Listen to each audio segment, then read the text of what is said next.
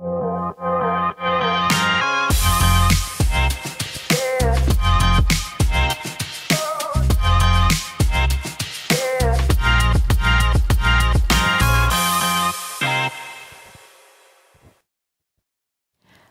Sobat Mitik, selamat datang di The Mythic Talk.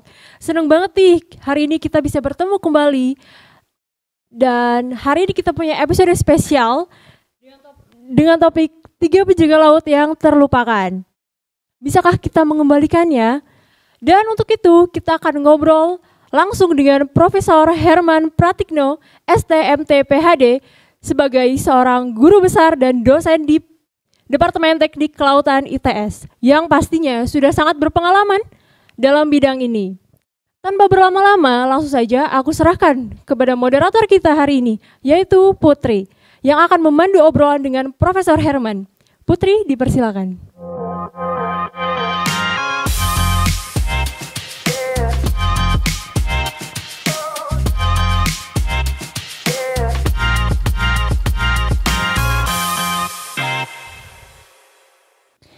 Baik, terima kasih Gavin yang sudah memberikan saya waktu untuk berbincang secara langsung dengan Profesor Herman Pratikno, STMT PhD.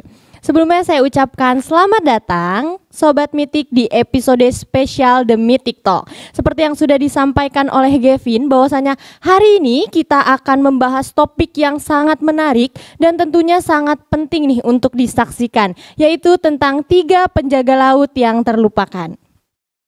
Dan untuk itu, kita sudah kedatangan narasumber yang sangat berkompeten di bidang ini dan memiliki pengalaman dan juga ilmu di bidang ekosistem pesisir tentunya, yaitu Profesor Herman Pratikno, STMT PhD, seorang guru besar atau dosen di Departemen Teknik Kelautan Institut Teknologi 10 November atau ITS.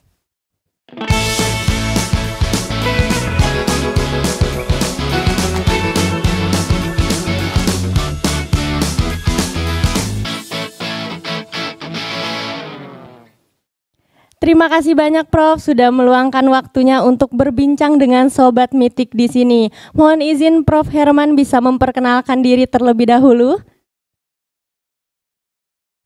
Ya, terima kasih Mbak Putri dan adik-adik sekalian ya yang menghadiri webinar ini perbincangan saya. Perkenalkan saya Profesor Herman Pratikno, guru besar dan dosen di Departemen Teknik Kelautan ITS.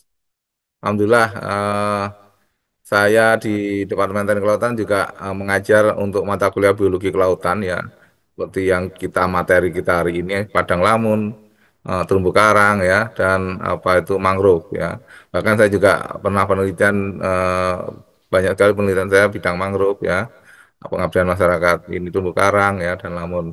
Selain itu saya sudah 25 tahun mengajar di ITS ya, di Departemen Kelautan, dan alhamdulillah ya itu aja mungkin dari saya yang saya kenalkan. Jadi mungkin di ITS saya ini juga guru besar yang keberapa ya, hampir 200 ya sekarang ini. Dan alhamdulillah hari ini saya bisa bertemu dengan adik-adik sekalian ya, dipandu dengan Mbak Putri, dan itu nanti mungkin kita bisa banyak diskusi ya.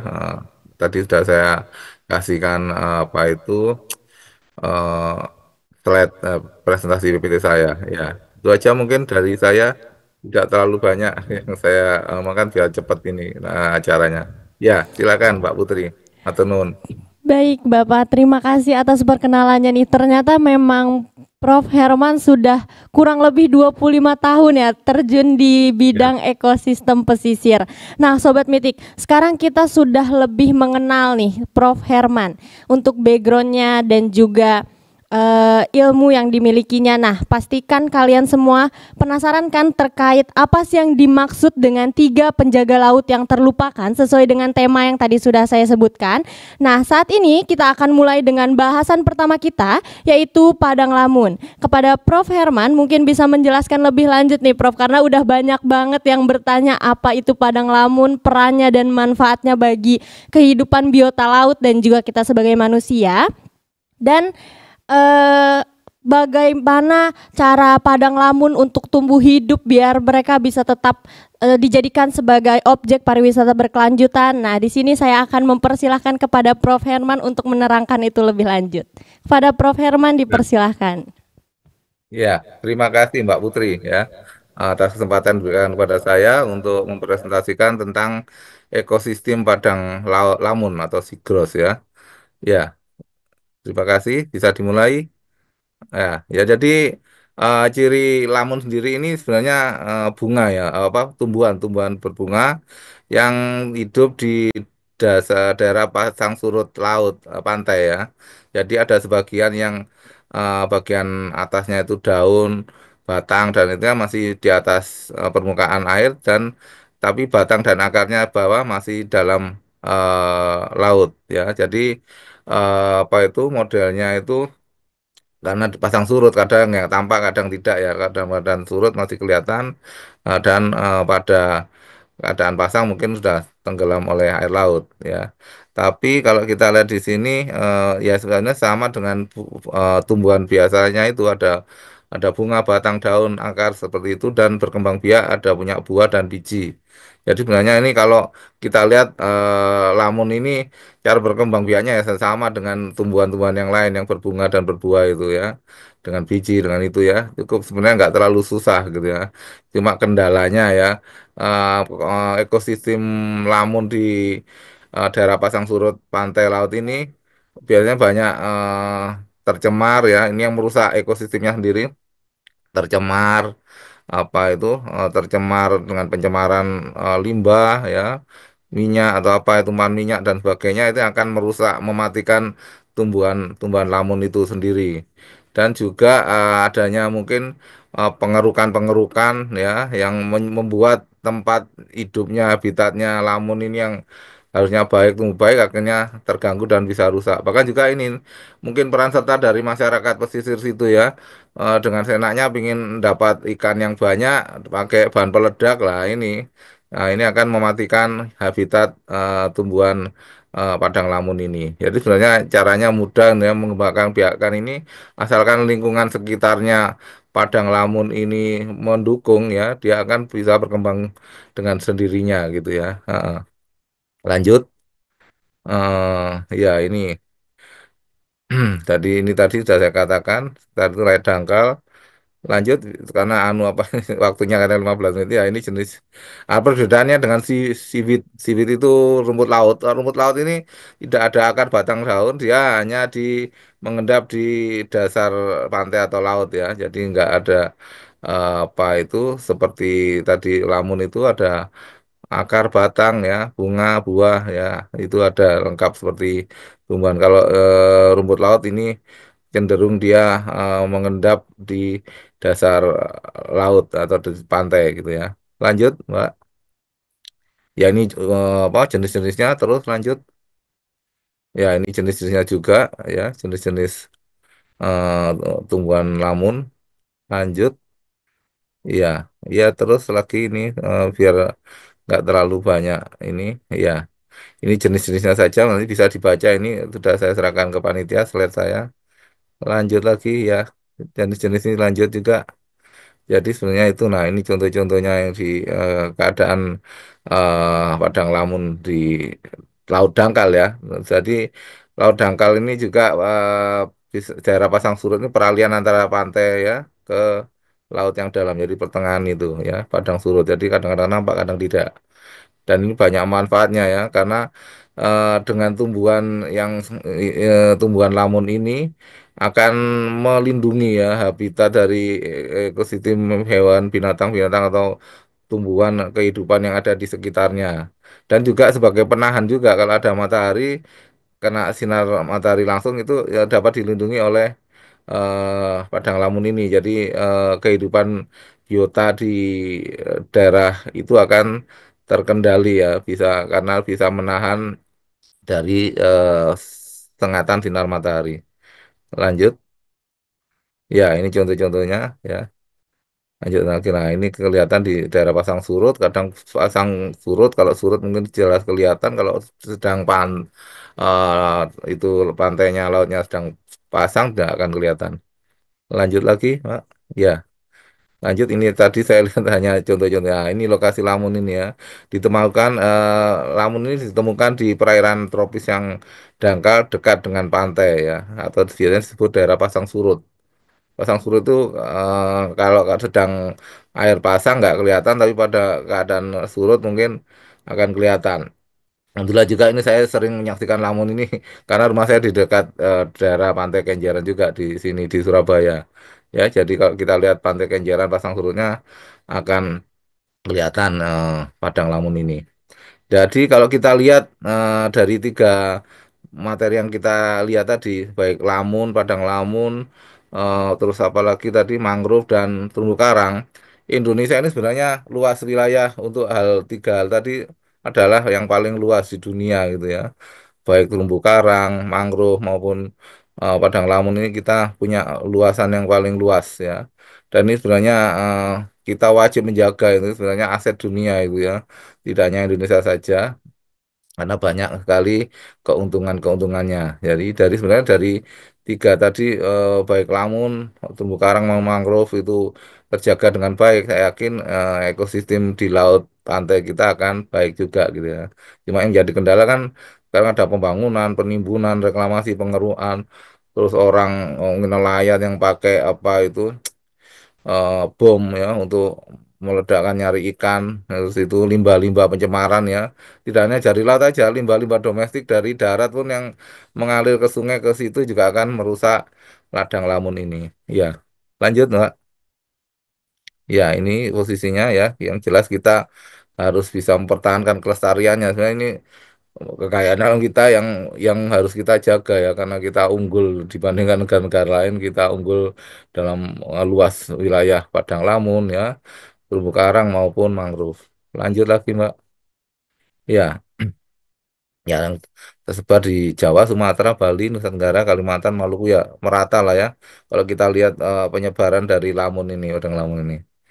Lanjut, ya ciri padang lamun ini eh, dia sebenarnya bukan alga, memang tumbuhan ya, memang tumbuhan tapi hidup di daerah pasang surut ya. Berbagai jenis spesimen berbunga, eh, kemudian apa itu memproduksi bunga dan buah untuk penyebaran biji batang ya di bawah tanah untuk sangat produktif ya karena apa itu ya berkembang biaknya ya seperti tumbuhan-tumbuhan yang lain, ada bunga, buah, biji ya seperti itu memudahkan mereka untuk berkembang ya asalkan lingkungan sekitarnya mendukung. Ya, lanjut. Ya, yang tadi morfologi secara umum ya, jadi ke lamun ya, tumbuhan lamun ini. Lanjut lagi ya, ini jenis-jenisnya aja, nggak kita ini ada batang akar segala macam ya, komplit ya, ini seperti tanaman biasanya yang kita lihat di darat gitu. Lanjut, ya ini jenis-jenisnya bisa cepat ini nggak terlalu lama karena ini banyak contoh-contoh. Nah, ini lamun jenis-jenisnya ini, ya. Ini seperti ini ya, ada daun ya, batang segala macam ya. Nah, fauna di Padang Lamun ini alhamdulillah ya, mereka terlindungi dengan adanya lamun Padang Lamun ini mereka terlindungi dari terik matahari ya. Juga makanan-makanan yang tersedia di situ ya yang sudah disediakan oleh ekosistem Padang Lamun ya. Jadi sebenarnya sangat bermanfaat ya untuk ekosistem laut pantai itu karena ya dengan istilahnya rumah ya, rumah buat mereka ya, biota-biota makhluk hidup yang ada di sekitarnya, rumah yang nyaman gitu ya, bisa berteduh ya, karena tumbuhan-tumbuhan lamun tadi, makanan sudah ada di sekitarnya ya, terkena apa itu tertahan dari terik matahari ya. Pokoknya prinsipnya tidak asalkan habitat lingkungan ini padang lamun tidak terganggu, mereka akan bisa berkembang dengan baik, berkembang biak dengan baik. Lanjut. Ya, ini contoh-contohnya. Lanjut lagi, ini hewan-hewan yang ikan yang ada di sekitar Padang Lamun. Lanjut terus, Mbak. Ya, biar cepat ini tadi. Ya. Nah, ini sistem ininya, ya ini apa? Konsumen produsen ya. Jadi yang mulai dari eh, karnivora, segala macam, herbivora ya. Sistem apa ini? Ekosistem dari Padang Lamun. Lanjut lagi. Ya, jaring makanan pun juga kalau kita lihat jaring-jaring makanan itu akhirnya Padang Lamun ya sebagai produsen juga ya. Tumbuhan kan sebagai produsen. Ada nanti hewan-hewan yang kecil dimakan yang lebih besar, segala macam akhirnya mati pun jadi jasad irenik dan akan kembali lagi ke tanah dan akan diolah oleh sebagai bahan makanan dari apa tanah di Padang Lamun ini. Lanjut lagi, Pak. Fungsi. Jadi fungsi padang lamun tadi saya sebutkan produsen zat zat hara ya, karena ini menghasilkan zat zat hara yang diperlukan oleh apa, tumbuhan dan binatang di sekelilingnya, makhluk hidup sekelilingnya. Kemudian mengikat sedimen ya dan menstabilkan substrat yang lunak, sistem pergerakan dan saling menyilang. Karena kalau kita lihat akar-akarnya itu ya tumbuh banyak lebat itu, akar-akarnya akan menstabilkan daerah sedimentasi daerah situ apa. Ya, yang jelas sistem lingkungan ekosistem di situ akan baik. Kemudian tempat berlindung mencari makan tumbuh besar dan ya dari beberapa jenis biota laut ya jelas ya. Jadi mereka sebagai rumah juga ya. Ada kalau kita lihat nyaman ya, mereka nyaman terlindungi dari terik matahari. Banyak zat-zat hara di dalamnya, maka ekosistem di situ hewan-hewan atau tumbuhan yang ada di sekitar itu akan bisa hidup dengan baik. Ya, ini dari sengatan sebagai tudung pelindung yang melindungi penghuni padang lamun dari sengatan matahari ya. Kalau tumbuh lebat bagus ya, tidak ada gangguan ya. Sengatan dari sinar matahari akan dapat dilindungi tertahan oleh padang lamun. Lanjut lagi, Pak. Fungsi lamun ya banyak lagi tadi ya. Eh, Menangkap sedimen. Sedimen ini kan merugikan kalau ke pantai. Jadi sebelum sampai pantai, karena mengendap terjadi pendangkalan di apa itu di padang lamun itu sudah tertahan dan mengendap di situ. Dan dengan sedimen-sedimen ini mungkin juga ada zat-zat hara yang bisa dipakai untuk makanan hewan atau tumbuhan kecil di situ. Kemudian apalagi ini? Peredam ombak dan arus ya karena posisinya di antara udara di permukaan air antara udara dan laut ya jadi eh, rimbunnya padang lamun ini juga akan berfungsi sebagai penahan ombak atau gelombang jadi nanti juga hampir sama dengan apa itu mangrove ya. Mangrove itu juga karena yang lebat ya hutan mangrove di pinggir pantai itu juga sebagai penahan ombak atau gelombang ya. Jadi sangat bagus ya. Tidak perlu pakai breakwater. Kalau sekarang kita lihat pantai-pantai sudah nggak ada lamun atau mangrove-nya mereka cenderung terkikis rusak pantainya. Nah akhirnya mereka mengadakan orang-orang ya yang penelitinya akan mengadakan breakwater pelindung pantai ya tapi ini sudah nggak perlu asalkan padang lamun ini bisa berkembang dengan baik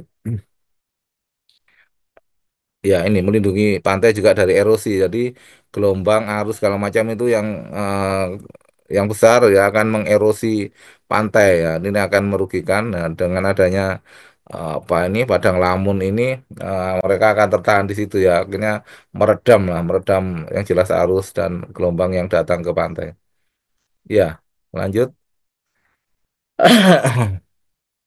ya fungsinya tadi bahan pangan ternak ya kalau kita lihat karena lamun ini juga seperti tumbuhan biasa pasti bisa untuk pakan ternak ya untuk bahan baku kertas ya kerajinan pupuk obat-obatan kemudian penangkap sedimen ya kemudian sebagai pendaur zat-zat hara ya seperti itu lanjut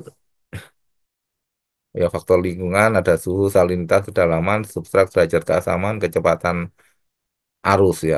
Sebenarnya kalau di daerah Lamun ini tidak terjadi pencemaran ya, pencemaran laut ya, tidak ada bahan-bahan kimia, pencemaran dari domestik, terus apa itu eh, pencemaran, terus ada nelayan yang pakai bahan peledak merusak ini. Ya. Selama itu bagus, saya yakin eh, faktor perkembangbiakan di daerah Padang Lamun akan baik ya dan ekosistem dari situ tidak akan terganggu. Tapi sekarang masalahnya di Indonesia ini mungkin kurangnya pengetahuan masyarakat pesisir pantai ya untuk menjaga lamun ini gitu ya. Ingin cari ikan yang cepat diledakan terus buang-buang sampah ya. Sampah sekarang pun banyak sekarang di pantai. Kalau kita lihat mungkin daerah pantai-pantai apalagi yang dekat dermaga itu udah airnya udah nggak jernih lagi kan masih ada tumpahan minyak ya seperti itu pencemaran terus sampah-sampah dari domestik maupun dari kegiatan di situ. Ya, lanjut. Ya, faktor lingkungan, kecepatan sekian. Nah, kalau kita lihat ini kan eh, apa itu faktor lingkungan yang mendukung padang lamun ini kan ya sesuai dengan keadaan asli di pantai situ ya, laut dangkal, pantai dangkal itu. Kalau sudah tercemar ya, ada pembangunan pengerukan, penimbunan, terus apa itu tadi yang nggak terasa mungkin ya ini pencemaran itu juga ya, sampah-sampah itu tidak hanya dari laut juga, dari darat pun domestik ya, dari sungai yang bermuara di laut ya, akan merusak habitat dari padang lamun ini. Ya, terus lanjut. Ya, terus lanjut biar cepet ya ini fisik.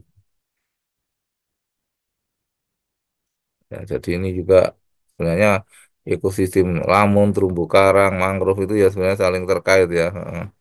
Kalau tiga pendukung ini bagus, saya yakin daerah pantai atau laut dangkal di sekitar itu akan bagus ya, lingkungan lautnya. Cuma ya sekarang ya mungkin ya perbuatan kita sendiri ya manusia ya kurang waspadai, masyarakat daerah situ pun juga meremehkan aja kita itu buan liar nggak ada manfaatnya padahal itu yang melindungi pantai atau laut dangkal sekitar situ dari kerusakan. Ya, lanjut. Ancaman padang lamun ya, reklamasi pantai, pencemaran laut, pengebuman ikan ya, seperti itu yang mengganggu habitat ya. Sebenarnya kalau rumah rumah mereka di padang lamun itu tidak diganggu ya, ekosistem dari situ akan bisa berjalan dengan baik ya. Udah siklusnya udah mulai produsen, konsumen pertama, konsumen kedua ya, sampai nanti balik lagi ke zat apa men- zat-zat yang mati itu balik lagi ke tanah, diolah lagi oleh padang lamun seperti itu tumbuh-tumbuhan itu. Lanjut lagi. Ya, ini tadi saya sebutkan juga penyebab kerusakan padang lamun ya, karena pengerukan, pembuangan sampah, pencemaran logam berat ya, ini mempengaruhi minyak itu juga ya, kadang-kadang nggak terasa kapal-kapal besar itu kan berbahan bakar bahan bakar minyak ya, minyak diesel segala macam. Nah, itu kan eh, kalau lewat daerah situ, melintas itu pasti ada saja sampah-sampah ya, atau pencemaran minyak yang terjadi di situ. Lanjut. Permasalahan pengelolaan tadi sudah di anu lagi ya, kurangnya pemahaman masyarakat ya, kondisi kemiskinan. Jadi penduduk situ mungkin kalau ingin apa itu apa, memperbaiki kondisi padang lamun dari situ ya memang perlu biaya juga ya, tapi ya aku sana ini karena kemiskinan dana nggak ada, terus pengelolaan lamun belum terintegrasi, hukum pun juga nggak apa, kelemahan penegakan hukum, jadi nggak ada sanksi yang berat mungkin ya. Kalau di darat kayak kriminal segala macam hukuman jelas ya pidana. Kalau ini perasaan nggak ada ya hukuman yang setimpal untuk pelaku-pelaku pencemaran perusahaan habitat lamun padang lamun ini ya, yaitu kelemahan hukum dan penegakannya tadi. Lanjut. Nah, ini bagaimana cara melestarikan ya penyuluhan dan pendidikan masyarakat daerah pesisir situ ya, peningkatan pendapatan ya, jika mereka tidak misalnya eh, nyari ikan pun ya yang natural aja pakai jaring segala macam nggak perlu pakai pakai bom peledak ikan ya itu merusak sekali. Mungkin dapatnya banyak tapi kalau kita lihat padang lamunnya ya rusak ya, kalau udah rusak susah ini mengembalikannya. Kalau mengembalikan lagi perlu dana. Nah, ini faktor masyarakat sekitar itu kalau mengembalikan lagi dana, kalau mereka mungkin sejahtera bisa anu ya, kalau hidupnya pas-pasan juga ya kadang tidak akan ada peduli dengan lingkungan sekitar. Ya, jadi jika juga transportasi laut ini betul dan mendorong masyarakat untuk arif dan bijaksana ya, saya kata tadi ya. Kelihatannya seperti tumbuhan liar segala macam, tapi itu jangan diganggu, yang asalnya seperti itu gitu ya. Kalau ada ekosistemnya terganggu, lainnya juga akan terganggu ya. Oh, seperti itu tadi. Lanjut.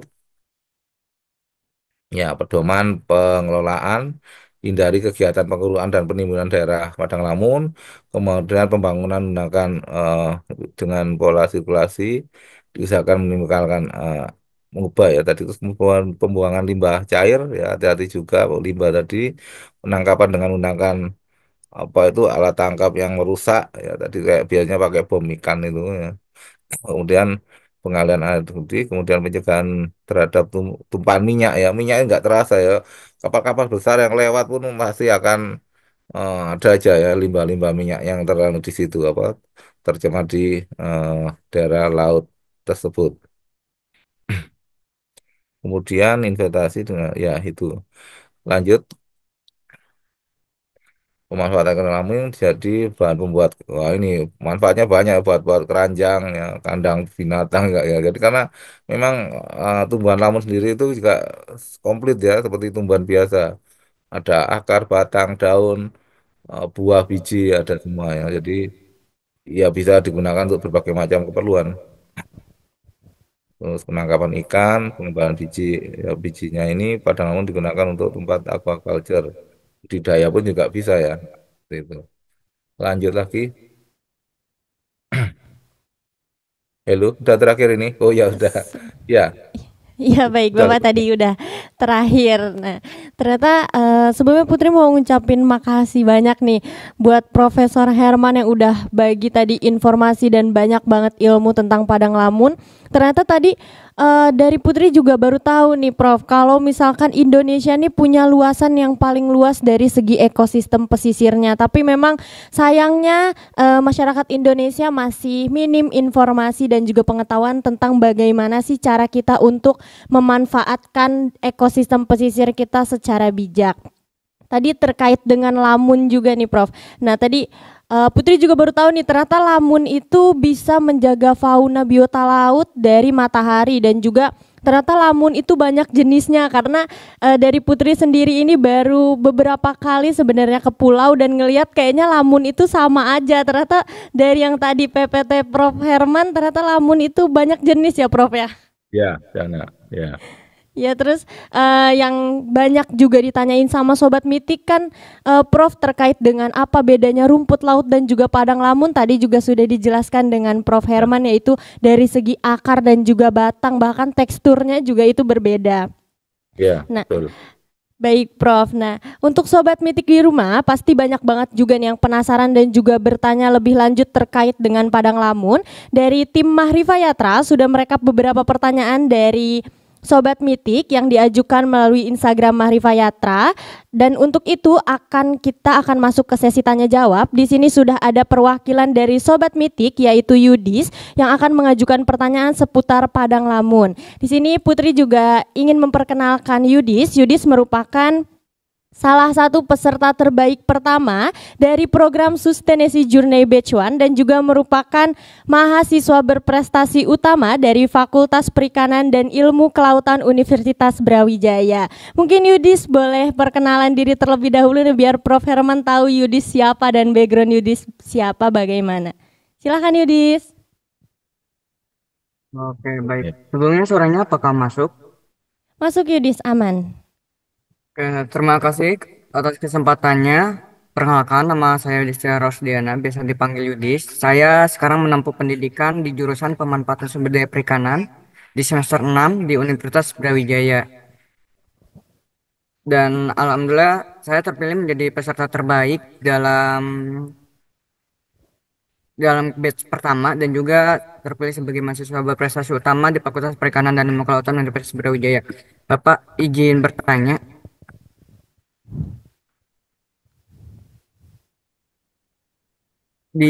untuk pertanyaannya, ini langsung sesi tanya jawab ya Kak.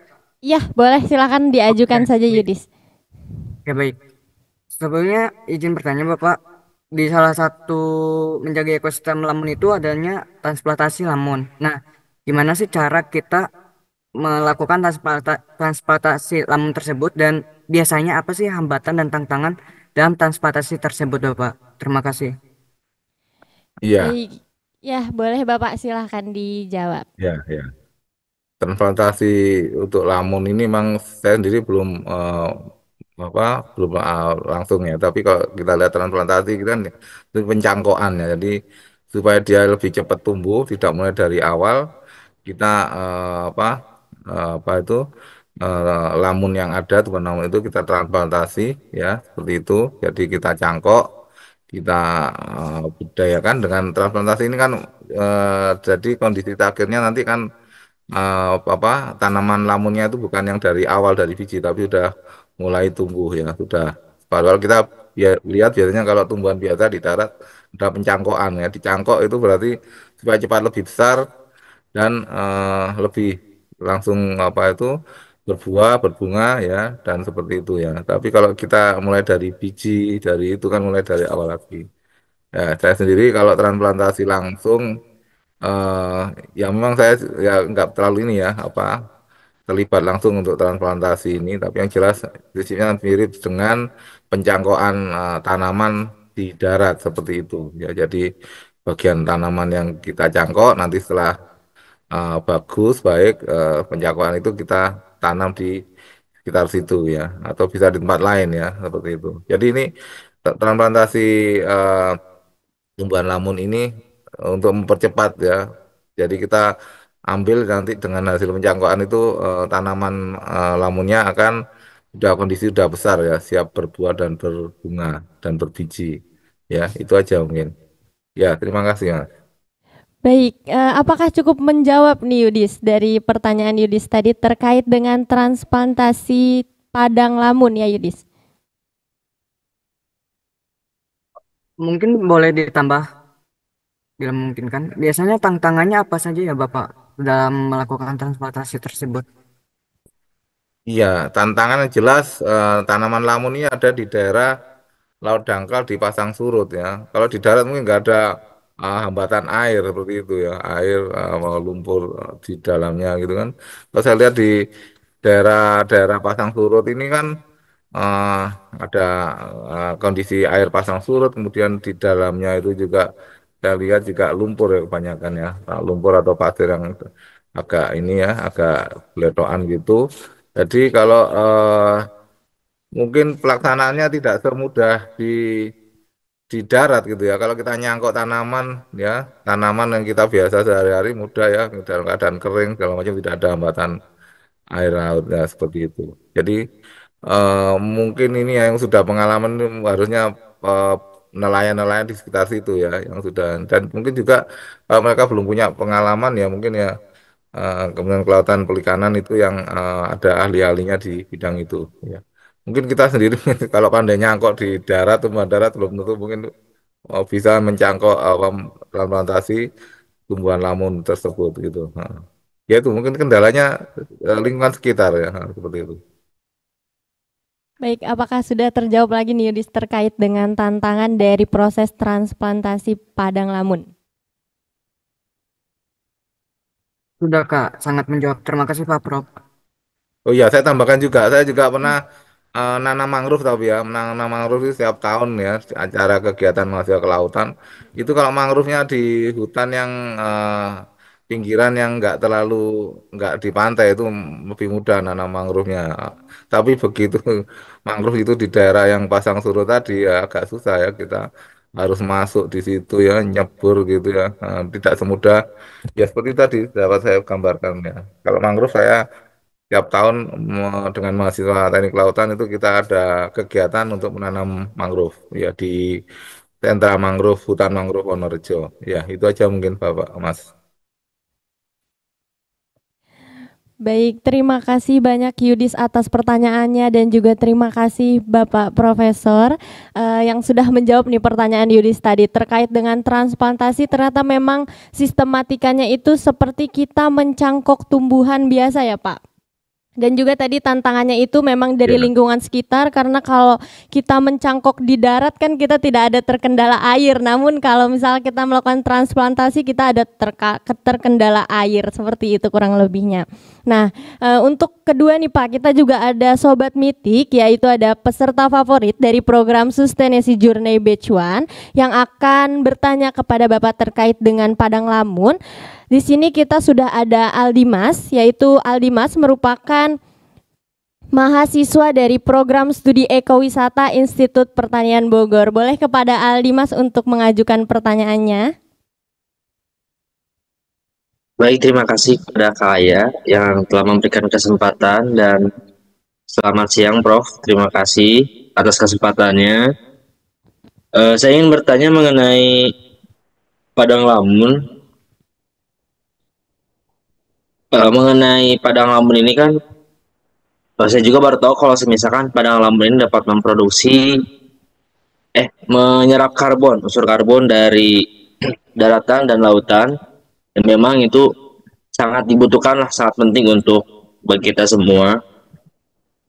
Lalu bagaimana sih Prof kalau semisalkan padang lamun itu dapat tumbuh lebih banyak di dasar laut atau di laut dangkal gitu?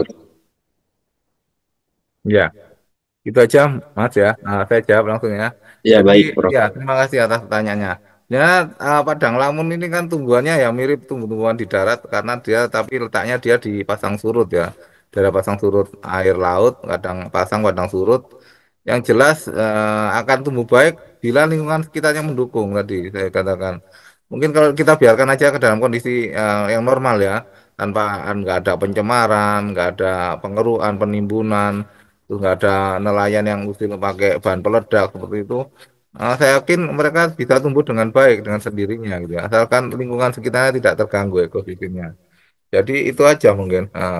Yang jelas kita jaga jangan sampai di sekitar Padang Lamun itu terjadi pencemaran, terjadi pengeruan, terjadi pemboman ikan itu ya, merusak itu. Yang jelas kalau mereka rusak pun akan mereka berkembang biak akan susah juga ya. Jadi sama seperti tanaman ya, kalau hutan yang dibunduli gitu, dipotong, segala macam, wah itu kalau hutan kan hutan biasanya dipakai untuk apa pemukiman segala macam. Nah ini sama juga ya. Asalkan lingkungan sekitarnya tidak terganggu, ya, saya yakin mereka akan bisa berkembang biak tumbuh dengan baik ya seperti itu. Bahkan mungkin kalau ingin percepat ya nanti ada transplantasi. Jadi tidak mulai dari mereka tidak mulai berkembang biak dari biji tapi udah setengahnya setengah dewasa gitu ya. Nah, namanya ditanam di tempat itu atau tempat lain ya. Dan bahkan yang bisa mempercepat lagi kalau masyarakat sekitar peduli gitu ya, wah, rame-rame kita apa melestarikan revitalisasinya apa Padang Lamun gitu kan saya yakin akan lebih cepat lagi gitu ya dan tetap menjaga ke originalan dari keaslian dari lingkungan laut sekitar situ ya itu aja mungkin ya Mas. Baik Aldi Mas, apakah sudah menjawab nih Aldi Mas?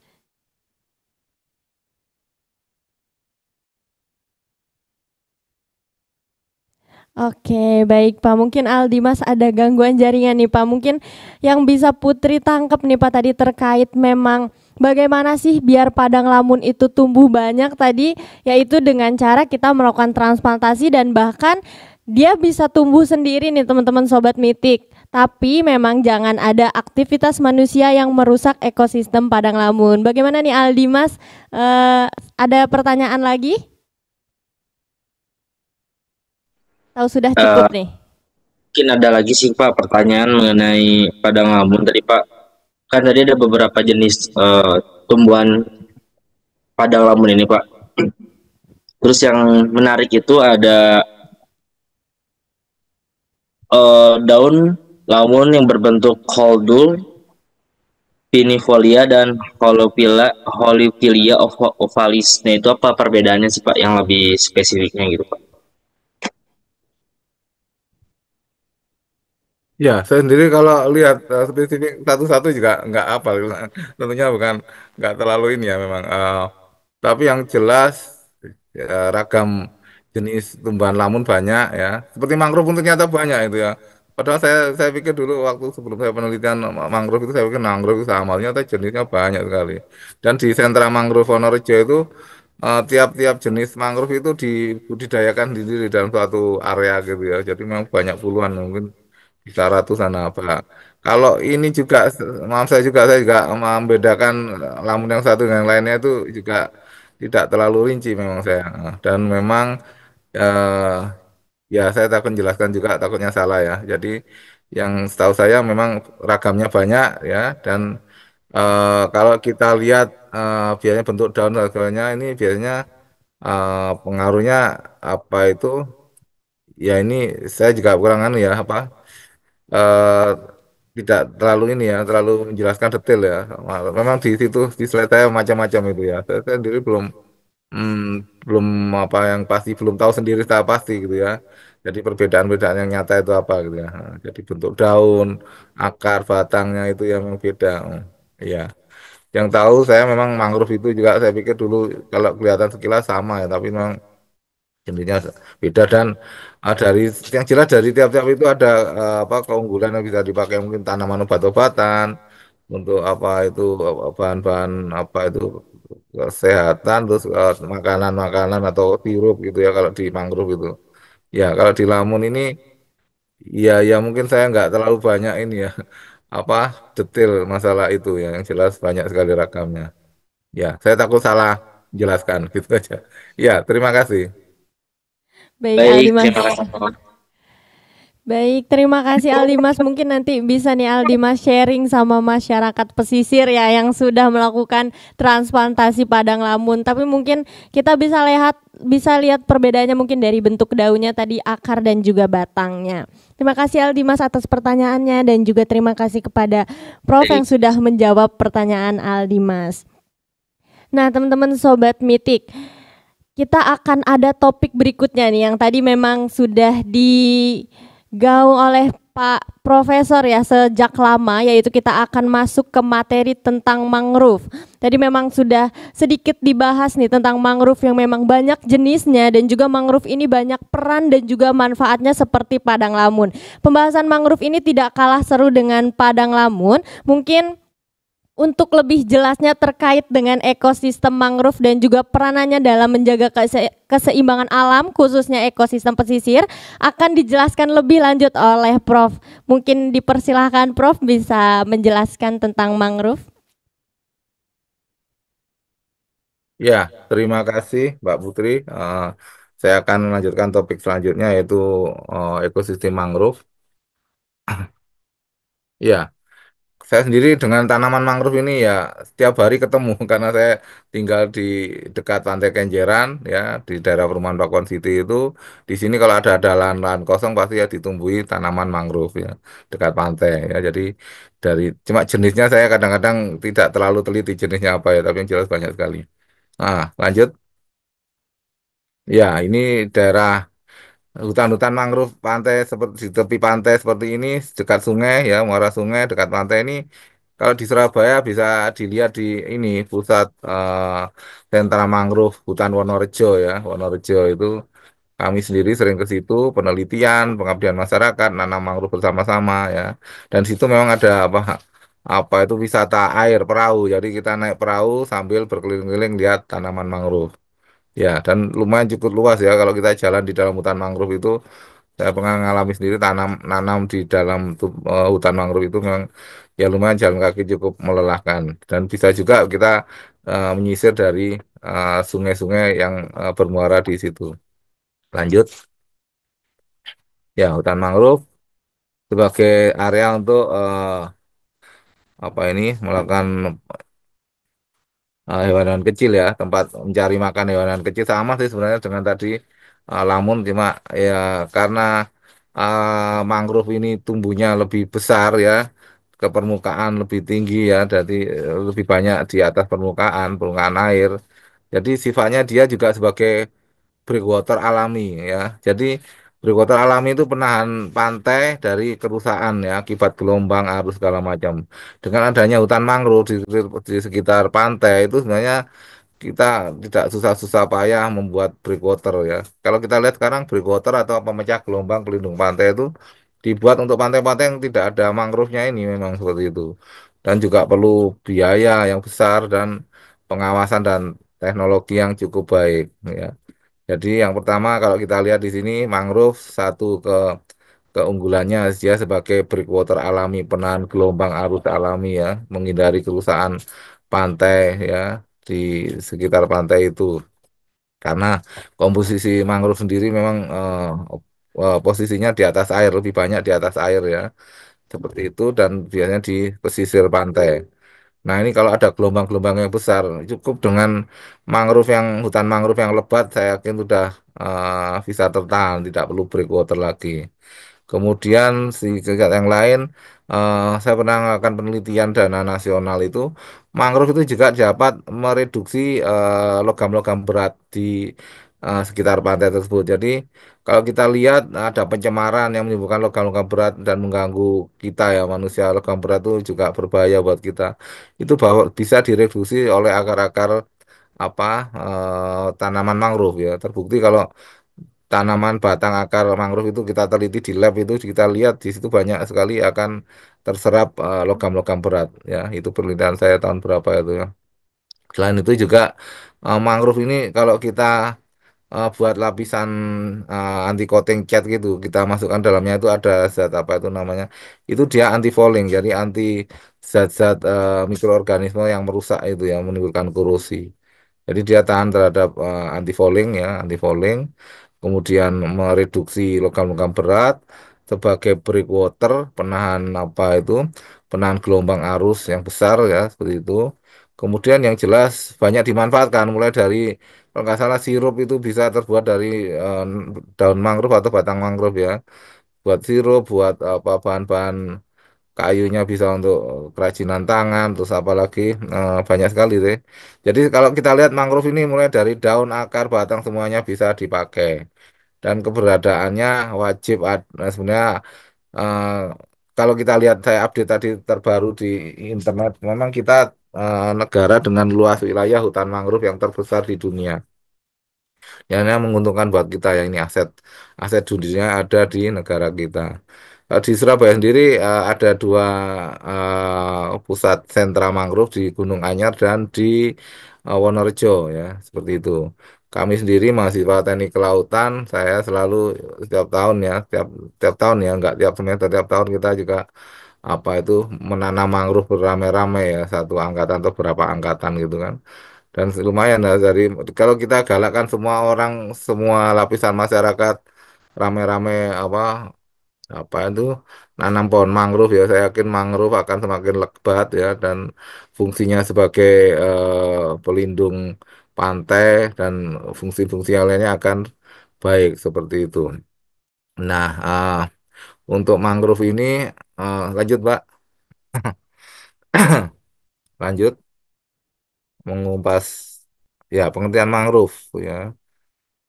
Mangrove sendiri asalnya dari kata mangal ya, yang berarti komunitas tumbuhan yang mana terhadap tahan terhadap kadar garam air akibat pasang surut air laut ya. Mangrove juga bisa tumbuh pada pantai karang dataran koral yang mati ditimbun oleh ya.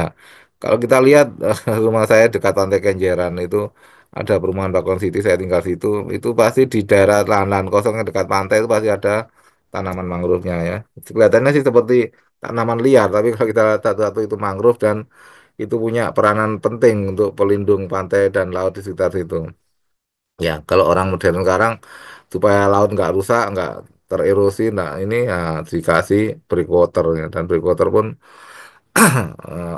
ya biayanya mahal dan perlu teknologi yang baik ya. Kalau tidak menguasai teknologinya juga akan eh, rugi ya, nggak akan bermanfaat. Tumbuh di daerah subtropis dan tropis ya. Lanjut, lanjut Mas, Mbak. Ya, ciri mangrove mampu eh, berada pada salinitas dan tawar, tidak pengaruh iklim ya. Eh, Kemudian mempunyai apa ini biji segala macam ya lengkap lah sebenarnya tumbuhannya. Tapi dia kalau dibandingkan padang lamun dia lebih eh, cenderung tumbuh di atas permukaan air ya. Jadi batang daun akarnya tumbuh di akan air, akarnya ini yang kadang di daerah apa ini apa itu daerah pantai laut atau daerah pasang surut. Ya, lanjut.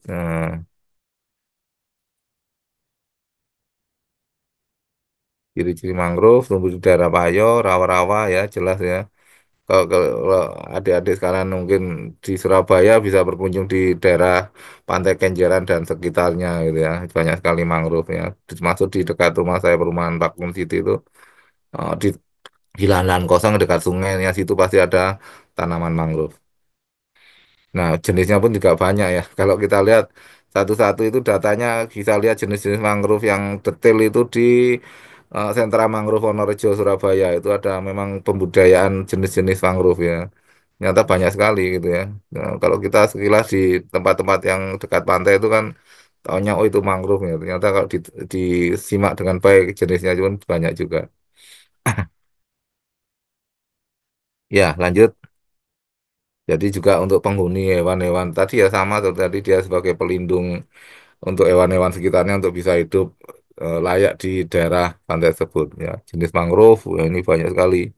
Saya kemarin tuh penelitian dana nasional itu dapat dana untuk penelitian mangrove ini sebagai tumbuhan yang apa mereduksi logam berat, tapi saya nggak ngambil semuanya. Salah satu riso apa itu ya, satu jenis mangrove aja yang kami teliti. Dan ternyata di akar batangnya itu sudah ada, kalau kita di lab itu sudah kelihatan logam-logam beratnya yang menyerap bisa menyerap ya pencemaran di daerah situ. Lanjut. Ya, ini jenis-jenisnya aja. Saya maaf ya, saya kalau satu-satu memang nggak hafal ya. Tapi yang ini mungkin yang ya mungkin nelayan-nelayan atau petani mangrove yang lebih hafal lagi. Ya, lanjut lagi. Lanjut. Nah, ini jenis-jenisnya aja. Lanjut, ini lanjut jenis-jenis mangrove. Jenis lanjut juga.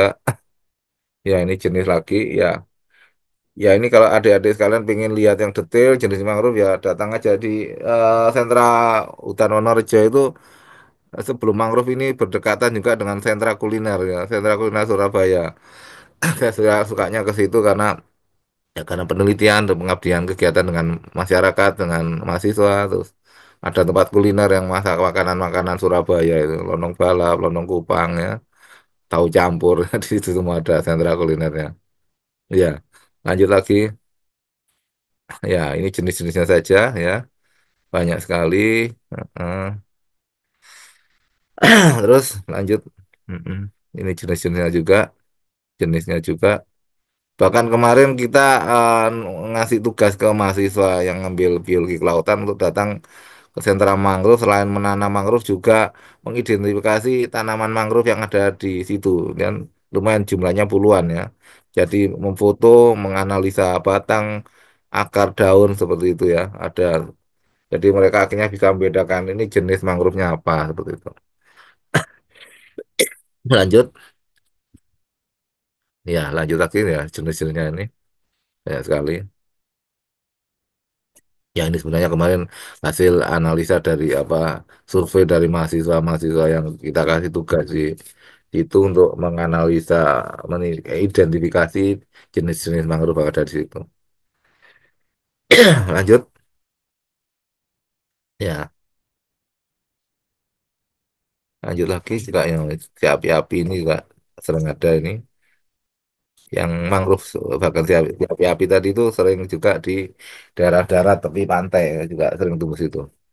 Lanjut juga ya tidak saya jelaskan terlalu rinci karena memang jumlahnya banyak. Avicennia Maria ini juga pernah saya pakai untuk penelitian saya. Ya, jadi dia ya akar-akarnya pun akar banyak juga akar tunjang, papan, gantung ya. Jenis akarnya banyak ya, jenis itunya juga banyak ya. Ya, dengan keanekaragaman mangrove ya seperti itu. Lanjut, ya akar pasak, akar ini ya. Jadi dari jenis mangrove kelihatan juga akarnya ada yang menggantung, ada yang akarnya di dalam tanah. Ya, akarnya bentuk akarnya pun berbeda-beda juga ya. Nah, itu juga menentukan jenis mangrove-nya. Dan kalau memang dari tiap-tiap mangrove ada mangrove tertentu tuh bisa untuk sirup, yang pembuatan sirup dari mangrove juga ada. Sudah pernah dibuat oleh mahasiswa ITS. Kemudian kemarin bimbingan saya waktu skripsi itu juga mangrove jenis itu apa dari apa itu dibuat untuk bahan campuran cat itu ya, coating itu akhirnya dia akan anti fouling ya, akan apa menghambat perkembangan mikroorganisme yang merugikan di daerah laut pantai itu.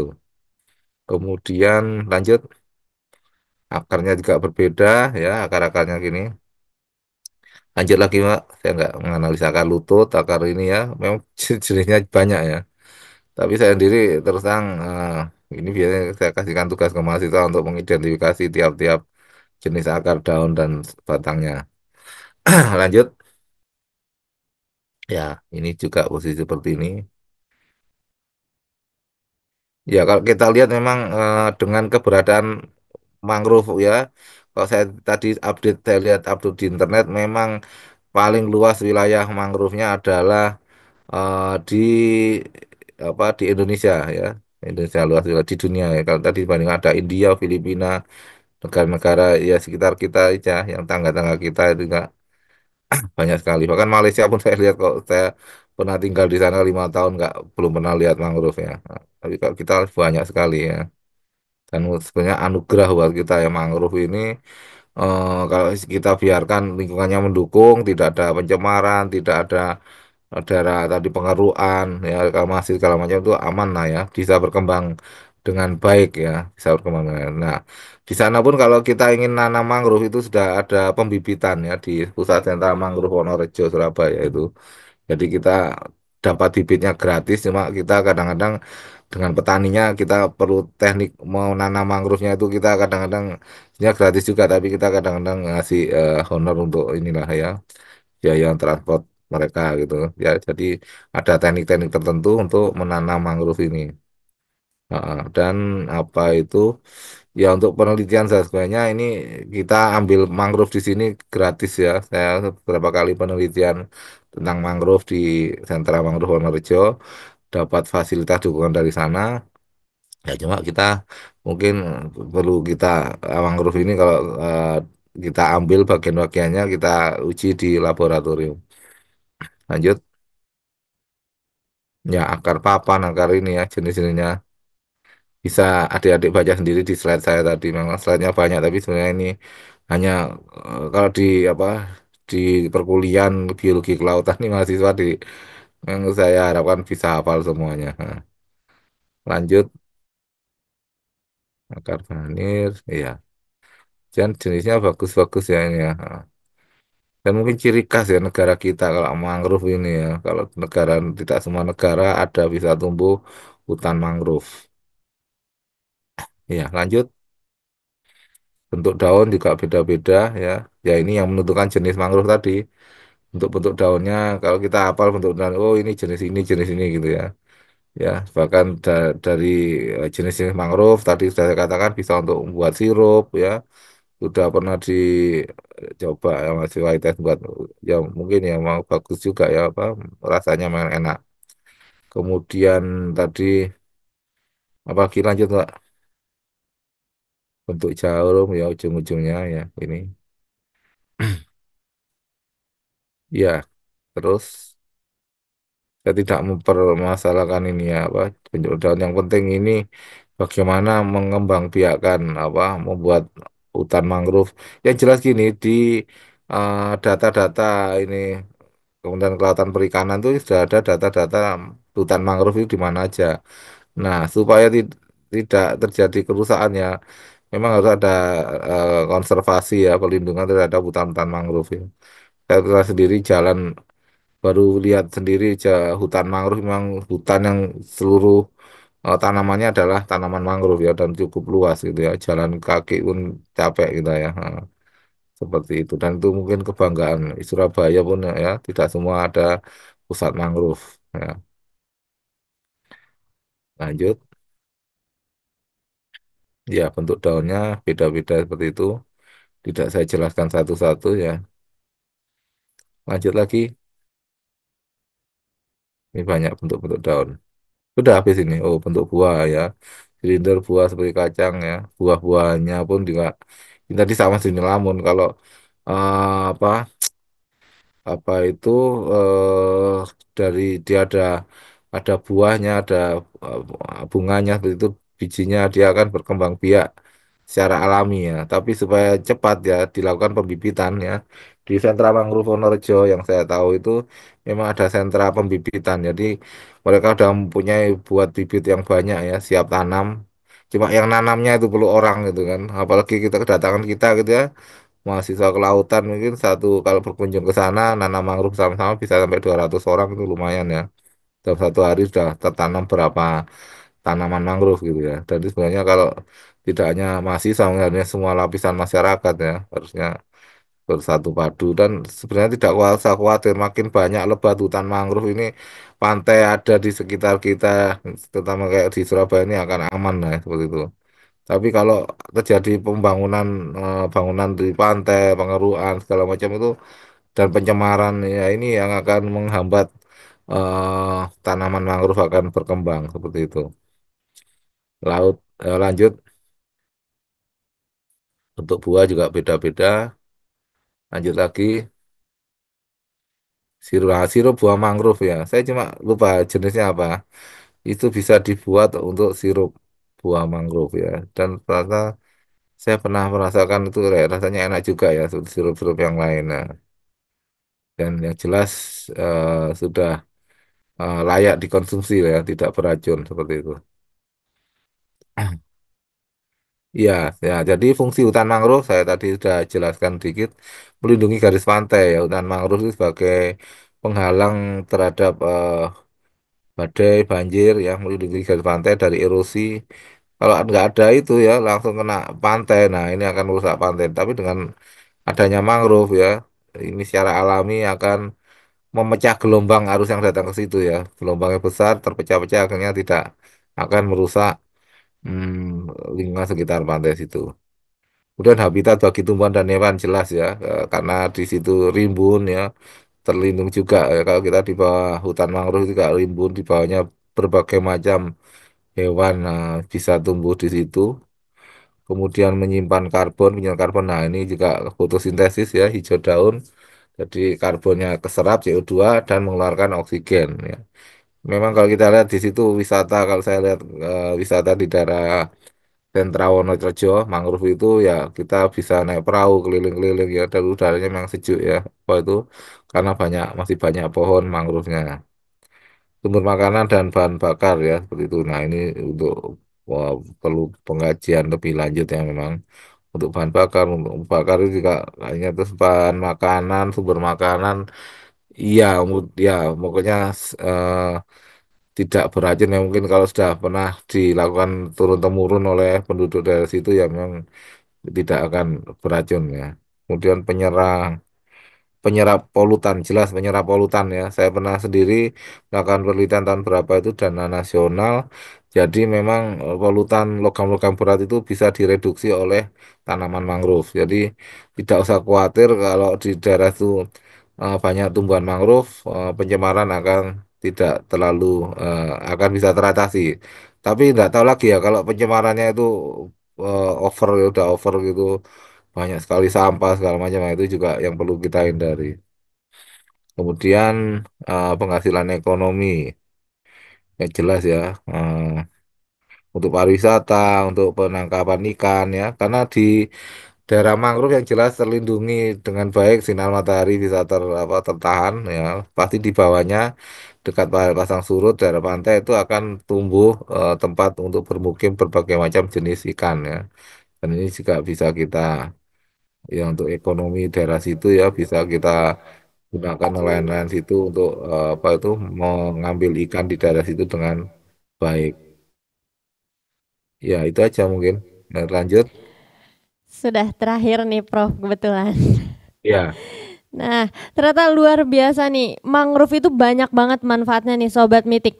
Buat pesisir kita termasuk tadi ada mencegah erosi, terus memberikan perlindungan terhadap bencana alam, dan tentunya jadi penyedia habitat bagi banyak spesies. Makanya tadi kata Prof Herman juga, semakin lebat hutan mangrove maka semakin bagus bagi pesisir kita. Selain itu juga ternyata Putri juga baru tahu nih Prof, ternyata mangrove bisa diolah menjadi sirup ya Prof tadi yang tentunya aman ya, dan juga halal. Itu inovasi yang luar biasa sih, mungkin bisa nanti diimplementasikan oleh masyarakat pesisir, dan gak hanya masyarakat pesisir, bagi kita juga nih yang mungkin gak tinggal di pesisir tapi kita mau mencoba inovasi baru dari mangrove, kita bisa coba dulu dari hal yang tadi udah teruji, kita bisa buat sirup. Makasih banyak Prof untuk inovasi barunya.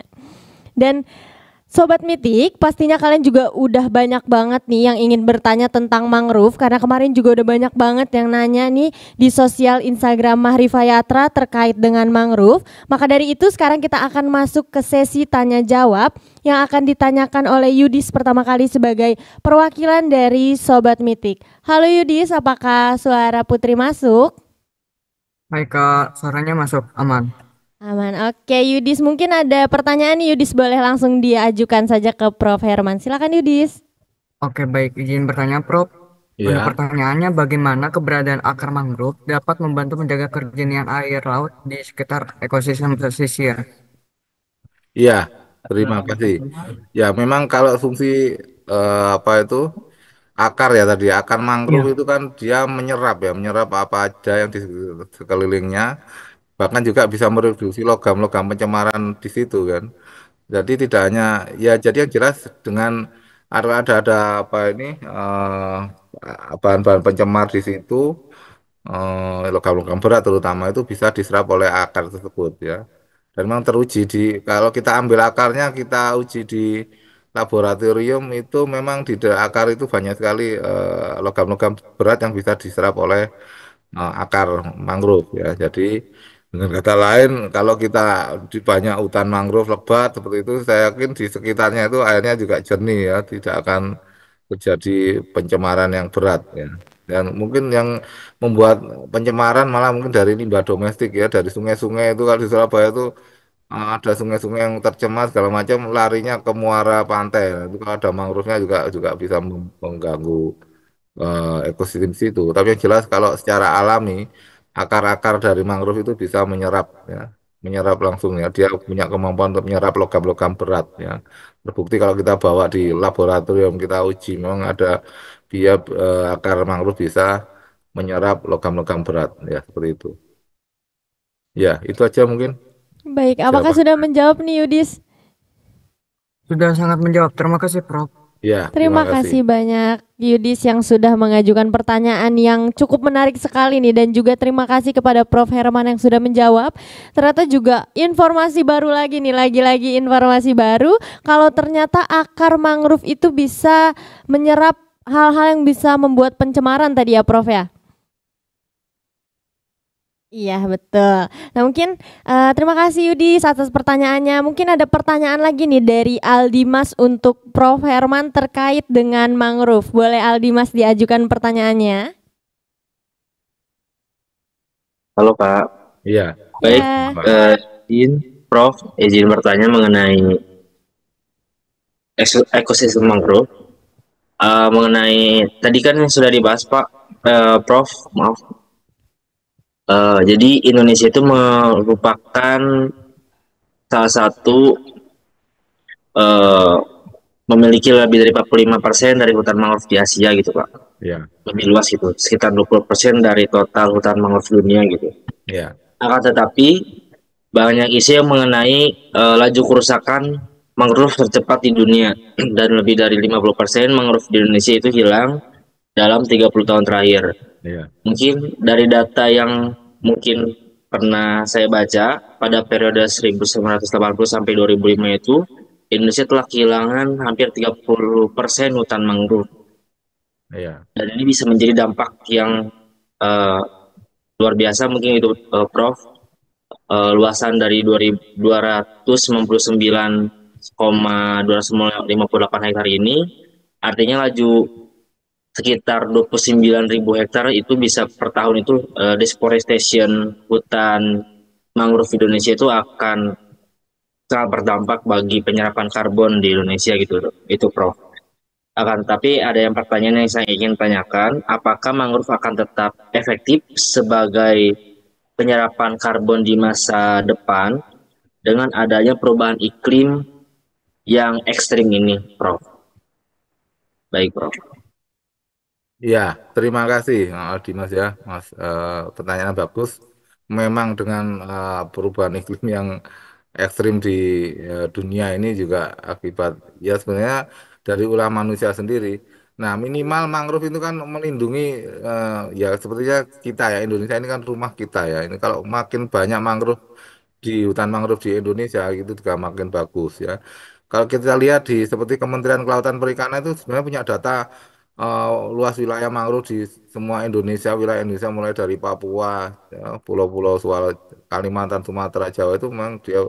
Nah, cuma sekarang kendalanya kadang-kadang apa itu pembangunan di tepi pantai, bangunan-bangunan laut itu kan juga kadang itu ada namanya harusnya sesuai dengan AMDAL ya, analisa mengenai dampak lingkungan. Kalau memang ada hutan mangrove ada situ ya seyogyanya jangan sampai apa itu di dimusnahkan ya seperti hutan juga di Kalimantan Sumatera itu kan sebenarnya banyak hutan tapi karena untuk pemukiman tuh ini banyak ditebang seperti itu. Nah, ini juga seperti itu.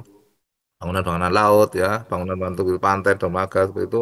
Kalau membuat bangunan situ ya misalnya reklamasi segala macam, tolong dilihat peta hutan hutan mangrove-nya jangan apa itu jangan dirusak gitu ya, jangan dimusnahkan ya seperti itu. Memang kelihatan tanaman liar kan, bukan tanaman liarnya dia secara alami memang dan sebenarnya memang untuk dampak iklim global ini ya memang untuk seluruh dunia tidak terlalu pengaruh ya, tapi minimal di tempat tinggal kita ya Indonesia ini kita apa itu kita budidayakan dengan baik ya makin banyak hutan mangrove ya luas lahannya makin bagus nah itu mungkin yang jelas akan melindungi tanah air kita sendiri gitu ya. Nah, seperti Surabaya saya beruntung Surabaya ini ada hutan-hutan mangrove di sekitar pantai Surabaya yang jelas saya lihat daerah-daerah situ cukup aman ya. Tapi kalau secara global ya memang seperti pencemaran karbon segala macam ya apa itu udara pencemaran udara terus apa itu sampah-sampah di laut ya itu juga akan ya kalau dengan besarnya mangrove itu juga tidak bukan masalah efektif atau tidak efektif minimal untuk rumah kita sendiri ya di Indonesia ini bisa inilah mencegah ya kita bisa mencegah dari perubahan iklim yang cukup eh, besar ini ya seperti itu ya kalau kita lihat ya ya itu ya tadi saya agak bilang ya, apa efektif apa enggak ya tapi yang jelas efektif ya karena untuk pantai-pantai yang tidak ada mangrove-nya itu biasanya para tenaga ahli dari sipil dan dari kelautan itu akan membuat breakwater untuk mencegah kerusakan pada pantai. Minimal di tanah air kita sendiri, di kampung kita tidak rusak gitu kan.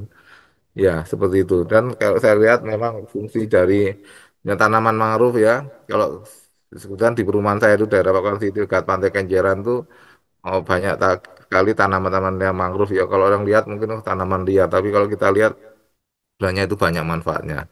Ya, kalau untuk mendukung keseluruhan dunia pun, hutan Indonesia pun sebenarnya paru-paru dunia. Hutannya itu banyak di Indonesia, tapi akibat ditebang segala macam, ya dampaknya mungkin nggak terlalu banyak ya terhadap dunia ya kita polusi udara lebih cepat. Tadi kalau kita lihat banyak sekali tumbuhan mangrove yang hilang ya, lahan-lahan mangrove yang hilang ya, itu karena pembangunan di sekitar pantai dan sebenarnya tidak mungkin dampak AMDALnya analisa mengenai dampak lingkungan ya. Jadi kalau bangunan itu melewati lahan itu ya seyogyanya jangan sampai merusak hutan mangrove itu aja. Dan dari lapisan masyarakat minimal kita ingin perbanyak tanaman mangrove supaya lebat lagi hutannya ya semua lapisan masyarakat ya itu ya.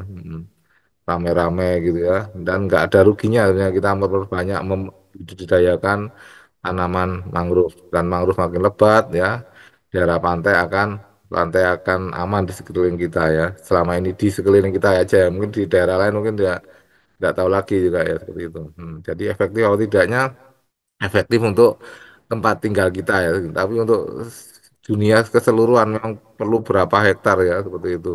Dan ya kalau kita lihat tadi di Indonesia tidak makin luas lahan mangrove-nya, tapi makin sedikit ya. Itu yang membuat kita agak prihatin. Seperti itu. Dan memang harus sanksi ya, sebenarnya harus ada sanksi kalau merusak hutan mangrove segala macam tadi. Tapi saya lihat sanksi-sanksi di Indonesia pun mungkin nggak terlalu berat ya untuk kerusakan-kerusakan alam di pantai dan laut ini. Itu aja mungkin sementara jawaban saya. Baik, apakah Baik, sudah cukup menjawab? Sudah menjawab, tapi ada pertanyaan lagi Kak mengenai ekosistem mangrove ini. Boleh, Eh, silakan diajukan saja. Baik, Prof. Izin bertanya kembali, Prof, mengenai penanaman di hutan hutan mangrove gitu, Prof. Ya. Apakah tanah ataupun sedimentasi dari pantai itu juga mempengaruhi laju pertumbuhan mangrove, dan apakah penanaman mangrove itu harus satu kelompok berpetak atau memang satu pohon di satu? Bagaimana kalau misalkan eh, seperti contohnya mungkin di salah satu pulau yang pernah saya kunjungi itu masih terdapat sedimentasi pasir itu, dok, Prof, maaf. Jadi eh, untuk mangrove-nya sendiri, apakah itu bisa tetap hidup gitu, Prof? Karena sedimentasi dari pasir itu akan tetapi yang sudah saya baca dari materi harus terdapatnya lumpur yang terdapat di pantai tersebut itu loh. Prof, maaf. Baik, terima kasih, Prof. Iya.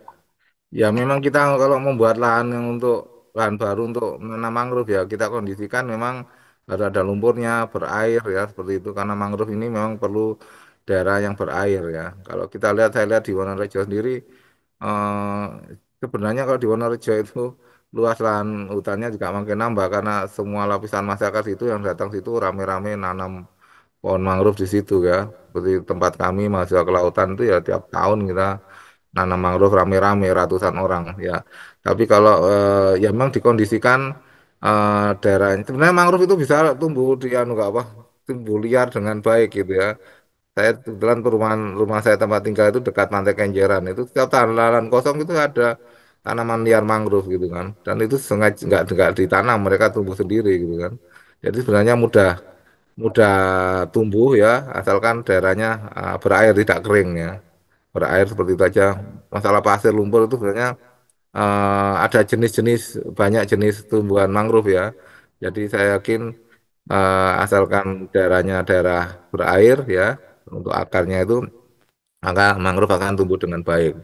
Biasanya tumbuhnya itu di pinggir-pinggir sungai gitu ya, sungai-sungai yang mau bermuara ke laut ya. Kebetulan perumahan tempat saya tinggal itu dekat Pantai Kenjeran ada sungai-sungai yang bermuara ke laut ya. Jadi di sepanjang itu tanaman mangrove tumbuh sendiri ya, tidak perlu di ini ya.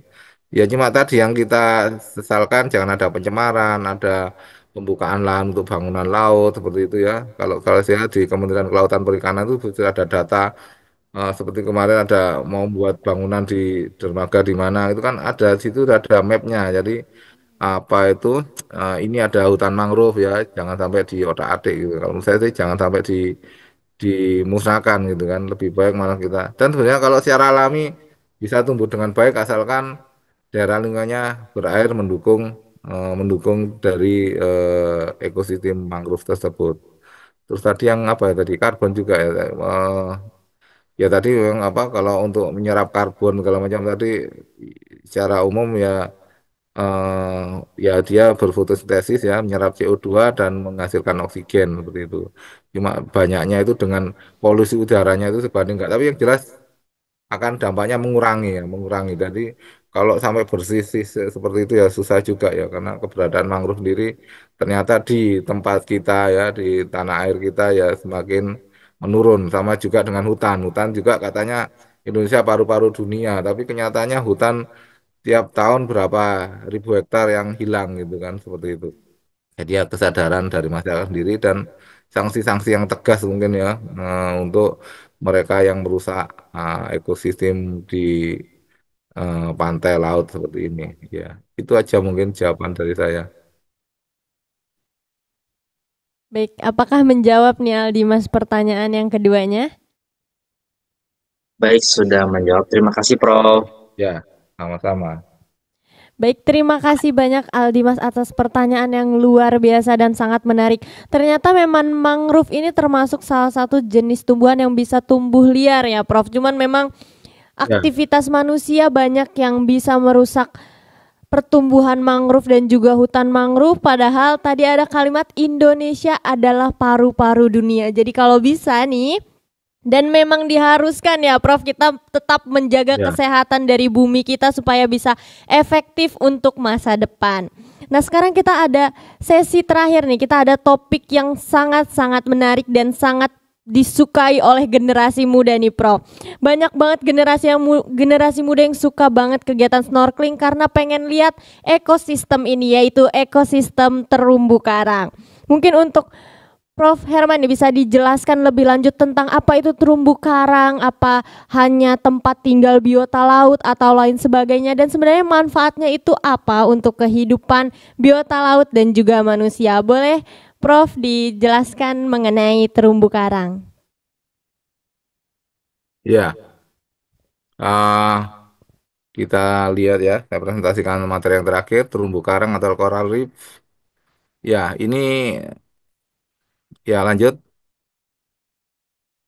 Kebetulan di tempat kami pun terumbu karang ini jadi agenda untuk penelitian pengabdian masyarakat ya. Jadi kita pun rame-rame di Pasir Putih Bondowoso itu Bondos itu sering menanam apa, mengadakan apa itu terumbu karang buatan ya. Jadi kalau kita bandingkan dengan yang sebelumnya, ekosistem lamun atau mangrove itu kan mereka bisa dengan mudah apa dibuatnya. Ini memang kalau ini ekosistem apa itu eh, terumbu karang ya itu ya yang jelas perlu penyelam yang baik gitu kan karena terumbu karang ini diharapkan eh, baik yang alami maupun buatan itu ada di eh, dasar laut, dasar pantai laut dangkal ya dan perlu penyelam yang baik gitu ya. Saya pun sebenarnya pernah ikut pengabdian masyarakat ini di pantai mana lupa saya. Itu ya harus memang ini untuk meletakkan terumbu karang buatan ini harus ada penyelam yang baik ya, yang bisa menempatkan terumbu-terumbu karang buatan dengan baik. Ya, lanjut.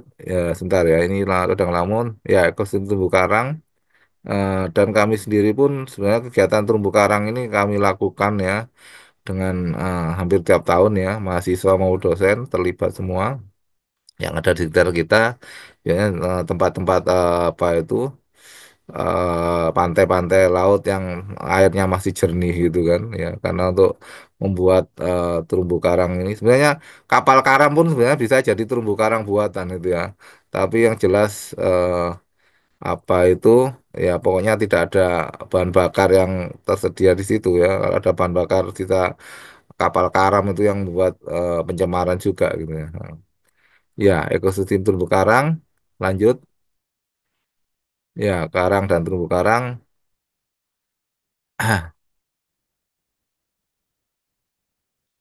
Ya, jadi ini ada terumbu merupakan eh, ada rangka kapur dan kalsium, karbonat CO3 yang dihasilkan oleh karang hewan ya, alaminya seperti itu.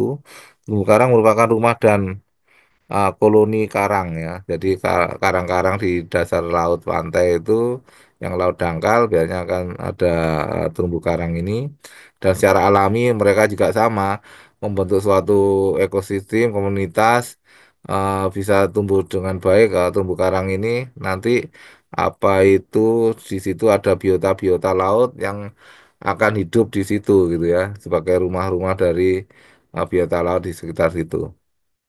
Lanjut. Ya, kerang.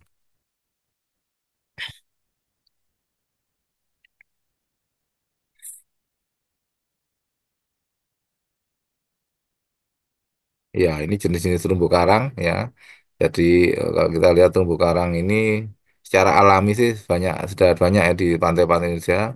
Cuma ya itu tadi karena ulah manusia yang jelas ini kalau ada penguruan, reklamasi segala macam terus apa itu pencemaran terus apa itu nelayan memancing menangkap ikannya dengan bahan peledak itu juga akan merusak terumbu karang ya. Terumbu karang ini banyak manfaatnya. Ya, kerang lunak tidak mungkin. Ya, lanjut kondisi terumbu karang.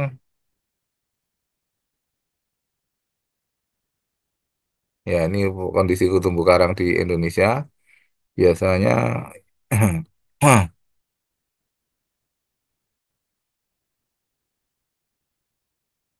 Lanjut lagi lah, ini nanti kita diskusi aja sambil jalan. Lanjut, ya, koloni-koloni klimat, perubahan iklim yang akan merusak juga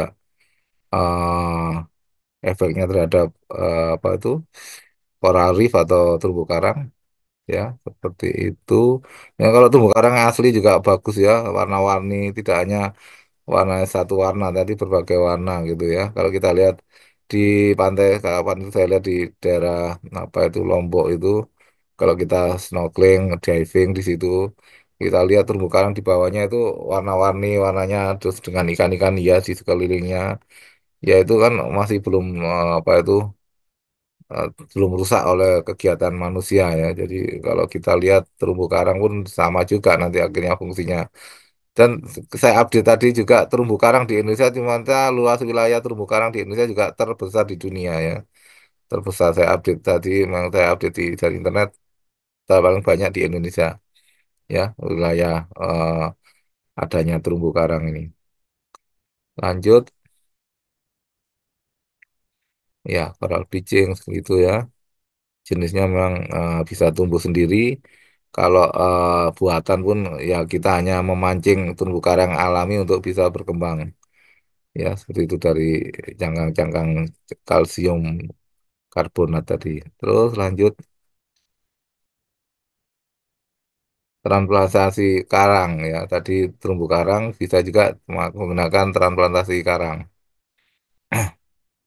Menempelkan fragmen koloni karang pada suatu substrat ya, memotong cabang dari karang hidup, kemudian menanamnya pada terumbu karang yang mengalami kerusakan atau pada substratnya. Jadi bisa juga ditransplantasi, jadi tidak mulai dari awal sama seperti tadi apa itu mangrove atau apa itu lamun tadi ya, bisa ditransplantasi, bisa dicangkok ya, dicangkok, cangkokannya ditanam dekat situ akan tumbuh lagi.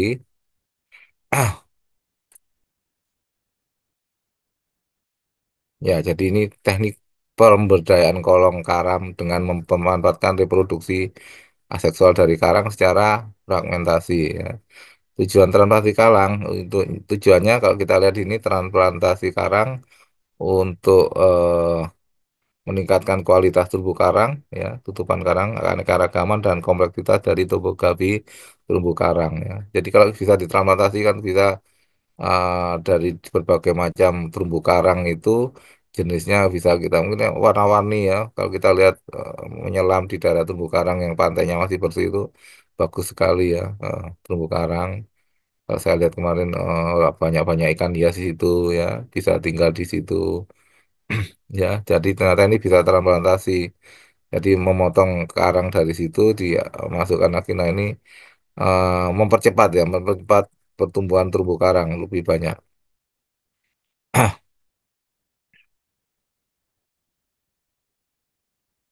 Dan mereka pun sebenarnya berkoloni ya, terumbu karang ini. Ya, lanjut. Transformasi karang, metode material yaitu, ya ini yang lebih canggih lagi nih. Jadi memang dibuat apa itu tempat-tempat seperti itu, tempat khusus gini. Terus di dalam air itu, laut dangkal itu nanti akan ditumbuhi karang-karang yang dicangkok tadi material. Jadi kalau kita lihat ada surat addition, artificial reef, eh, ada dengan elektrik juga ini. Tapi saya terus terang teknologi ini ya kalau secara manual sering adakan terumbu karang buatan, tapi kalau secara khusus metode yang lain saya juga belum pernah. Ada dengan konkrit, beton, ya, steel, ada kerang, biorek, ya, seperti itu coconut steel. Lanjut. Nah ini kalau kita lihat pertumbuhannya tadi ya, eh transplantasi karang,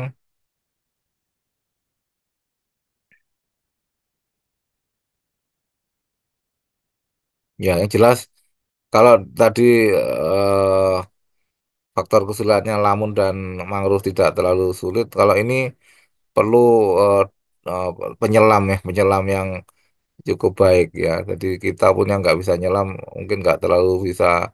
Ya kita hanya lihat di darat di atas kapal perahu itu aja yang nyelam, nanti yang menempatkan terumbu karang adalah penyelam-penyelam itu ya.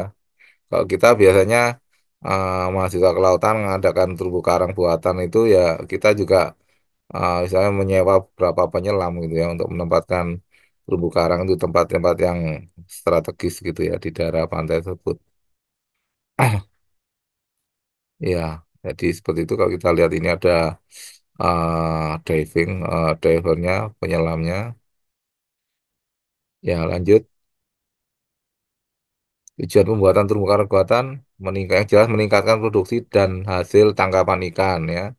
Karena di daerah terumbu karang ini akan bermukim ikan-ikan baik ikan hias maupun ikan yang jelas banyak-banyak ikan hias ya. Kalau kita lihat di perairan yang masih jernih itu terumbu karang yang berwarna-warni itu selalu menjadi tempat tinggal ikan-ikan hias yang cukup baik ya, cukup banyak ini ya, Pak. Ya, meningkatkan produksi dan hasil tangkapan ikan, objek wisata bawah laut jelas ya, mencegah penangkapan ikan dengan bukat besar ya, tujuan buatan ini. Jadi seperti itu ya, dan yang jelas makin banyak terumbu karang pun juga makin bagus ya, asalkan tidak ada ulah manusia, kegiatan manusia yang merugikan ya. Seperti itu kalau kita lihat ya terumbu karang bisa itu eh, dia membentuk koloni yang alami itu pasti tanam ikan-ikan hias, ikan kecil yang bagus-bagus atau ikan akan bermukim di sekitar situ. Lanjut. Nah, ini contoh model terumbu karang buatan ya, dari berbagai macam ini. Ya, ternyata bisa macam-macam terumbu karang.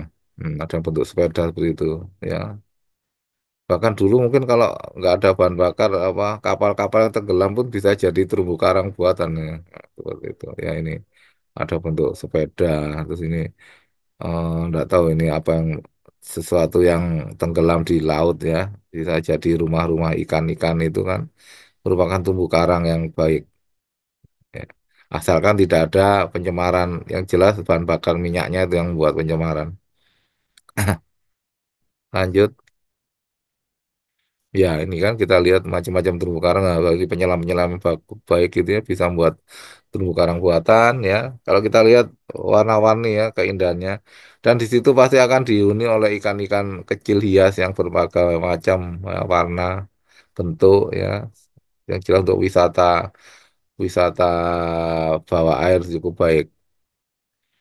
Lanjut lagi. Udah habis sih, Mbak.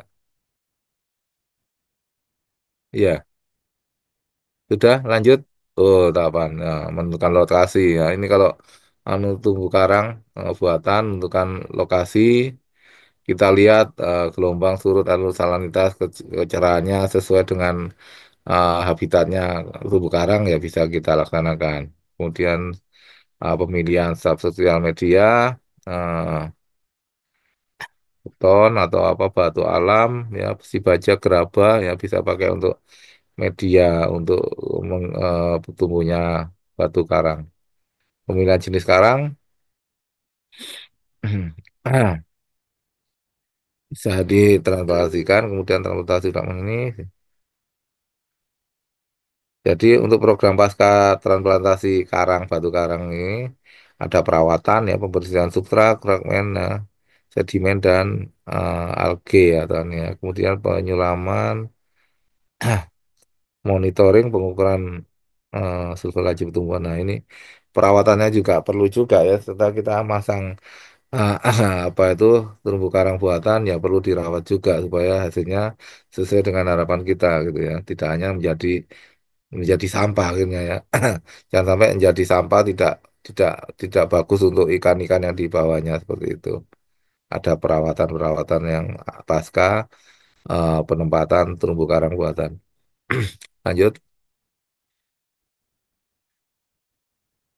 Nah, ini di daerah Pagerungan, Jawa Timur, Pulau Pagerungan. Ini mungkin yang pernah di sana ya, terumbu-terumbu karang ini bisa dibuat seperti ini. Ya, bisa apa itu hidup dengan ini ya, kondisi karang. Kemudian November, nah makin lama tumbuhan kalau kita lihat dari tahun ke tahun, akhirnya tumbuh karangnya akan tumbuh dengan baik dan bagus ya, untuk keindahan seperti itu karang-karangnya. Lanjut. Nah, basement monitoring. Nah, ini ya biasanya yang melakukan monitoring terhadap terumbu karang buatan. Jadi ada monitoring, survei awal, kemudian kemudian ada monitoring lebih lama lagi ya, lebih dari 5 tahun. Ya ini diharapkan terumbu karang yang jadi nanti terumbu karang buatan yang sesuai yang diinginkan ya, tidak jadi malah jadi sampah di dalamnya gitu. Lanjut, ya kita lihat tadi terumbu-terumbu karang jenis-jenisnya. Yang jelas ada tumbuhan apa ini terumbu karang buatannya ada kombinasi antara beton, pipa, aluminium dan batok itu ya. Ramah lingkungan ya, memang harus ramah lingkungan. Jangan sampai terumbu karang buatan yang kita gunakan malah mencemari pantai itu seperti itu. Biaya pembuatan murah ya, juga pembuatan relatif mudah dan substratnya sifatnya tahan lama. Lanjut lagi, Pak.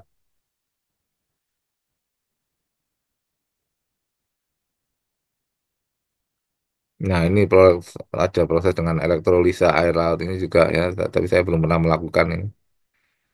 Dengan tegangan sekian, memungkinkan mineral air laut menjadi uh, biorok dibentuk dengan menggunakan struktur ramai besi. Ya, ini memang belum pernah saya lakukan ya. Saya lakukan biasanya terumbu karang buatan yang alami gitu ya, tidak pakai elektrolisa air. Yang penting mineral yang mengendap adalah kalsium karbonat CaCO3 dan magnesium hidroksida. Nah, dari sini kalau kita lihat ini tadi metode ini elektrokimia yang dengan listrik tadi elektrolisa air laut mendorong pertumbuhan organisme di sekitar struktur. Jadi kalau terumbu karang sudah terbentuk dengan baik, saya yakin ikan-ikan di situ, ikan-ikan kecil itu akan bermukim di sekitar terumbu karang itu. Lanjut. Nah, ini contoh-contoh lagi banyak macamnya. Metodenya pun juga sudah modern ya untuk terumbu karang. Terus terang saya juga belum melakukan yang model-model yang terumbu karang buatan dengan elektrolisa air laut ini dengan menggunakan listrik. Ya, tapi ya bagus ya. Yang jelas ini lebih susah kalau kita lihat dibandingkan lamun dan mangrove tadi karena perlu penyelam ya, penyelam yang terlatih ya, yang baik. Nah, kita pun nyelam mungkin bisa, tapi kalau yang bisa bertahan lama di dalam air ini yang susah juga. Lanjut, ya ini contoh-contoh coral gardening ya. Jadi memang kebun koral ya. Jadi memang dibuat kebun koral seperti itu. Jadi di bawahnya pantai tersebut, air laut pantai tersebut udah banyak sekali karang terumbu karang buatan ya, bisa diselam, pemandangannya bagus ya, ikan-ikannya banyak warna-warni.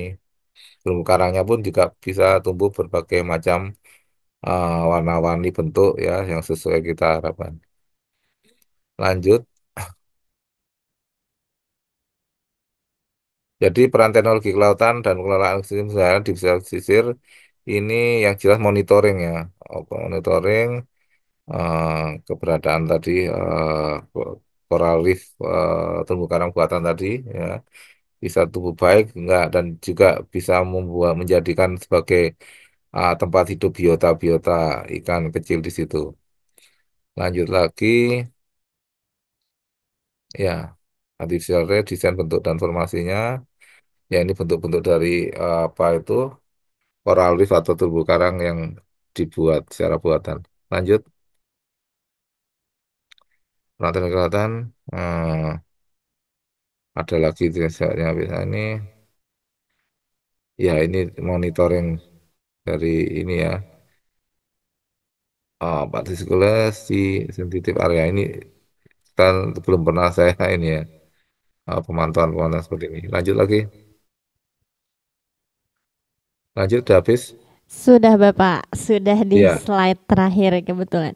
ya, Ternyata terumbu karang ini luar biasa banget ya Pak buat peran vitalnya untuk kehidupan pesisir kita nih Pak. Tadi juga ngeliat nih hasil transplantasi terumbu karang itu ternyata warna-warni dan tumbuh lebat banget ya Pak dari tahun ke tahun. ya.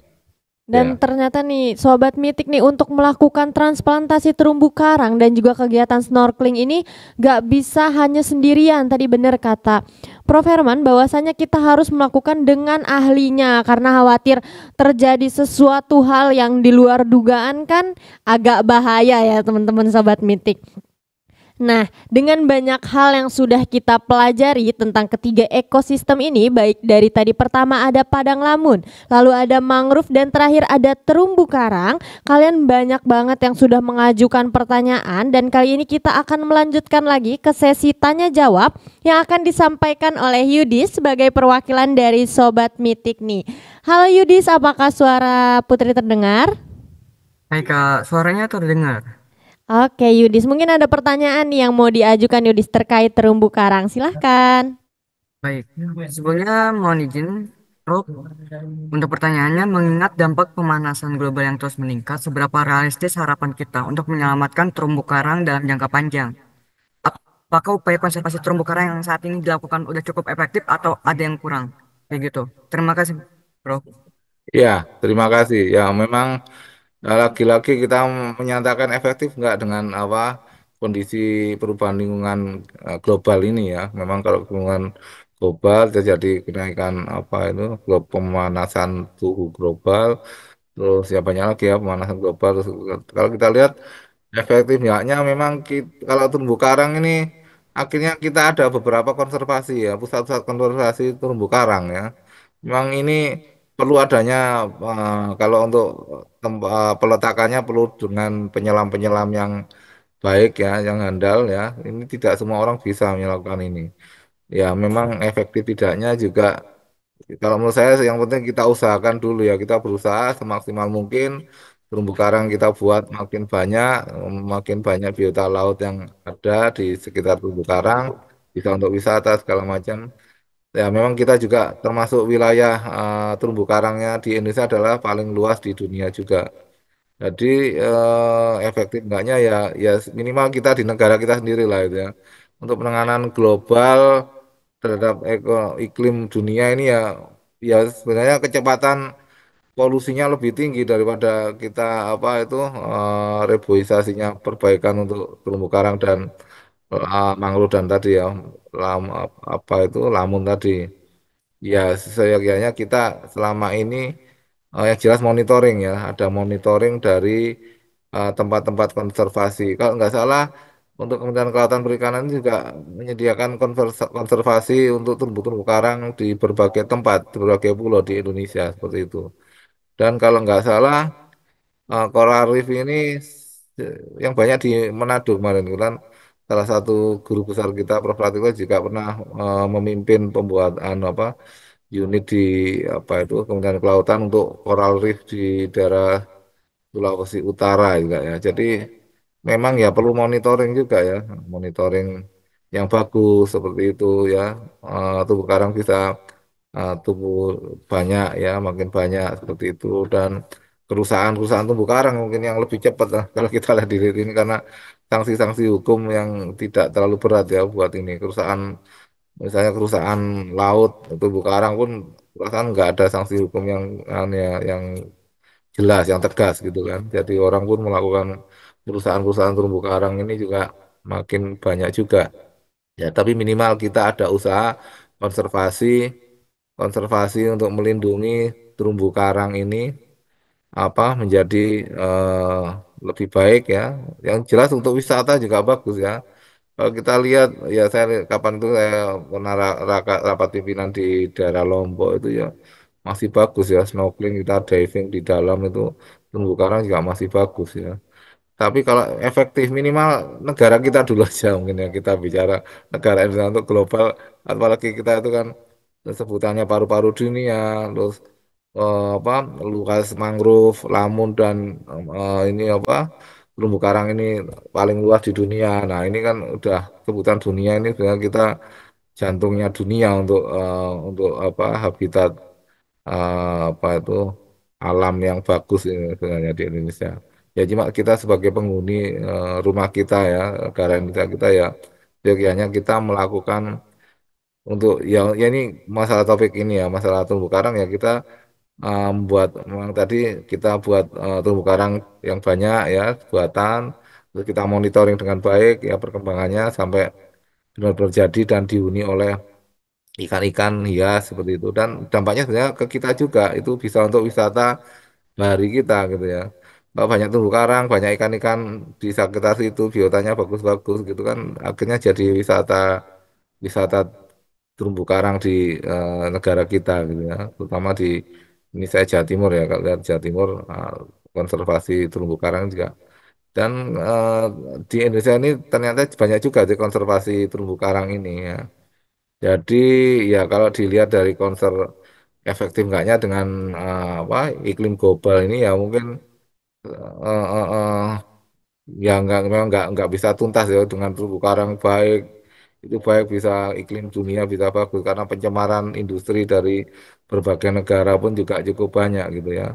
Yang jelas sekarang ini kan banyak polusi di laut, banyak ini polusi udara, polusi laut, akhirnya temperatur tinggi memanaskan apa es di kutub ya utara selatan akhirnya ya terjadi banyak ini ya perubahan-perubahan iklim yang yang ini ekstrim gitu ya. Ya, seperti itu.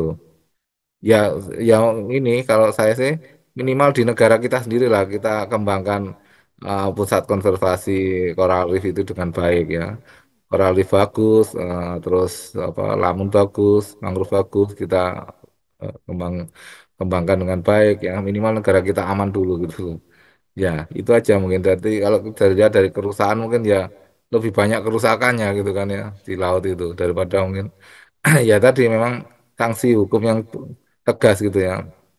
Saya lihat sekarang pelanggaran-pelanggaran di laut di pantai seperti itu hukumnya nggak tegas ya, nggak terlalu berat seperti di kita melakukan apa kerusakan-kerusakan di darat seperti itu. Ya itu aja mungkin dari saya jawabannya sementara seperti itu. Baik, apakah sudah cukup menjawab nih Yudis? Sangat menjawab. Terima kasih, Prof. Ya, sama-sama. Nah, Baik, terima kasih Yudis atas pertanyaannya yang luar biasa dan terima kasih kepada profesor yang sudah menjawab nih tadi pertanyaan Yudis.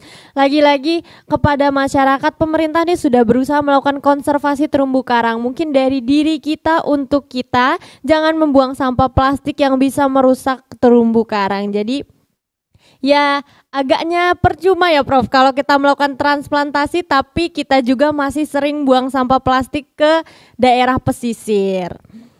Nah, ada satu lagi nih pertanyaan dari betul. perwakilan Sobat Mitik yaitu ada Aldimas.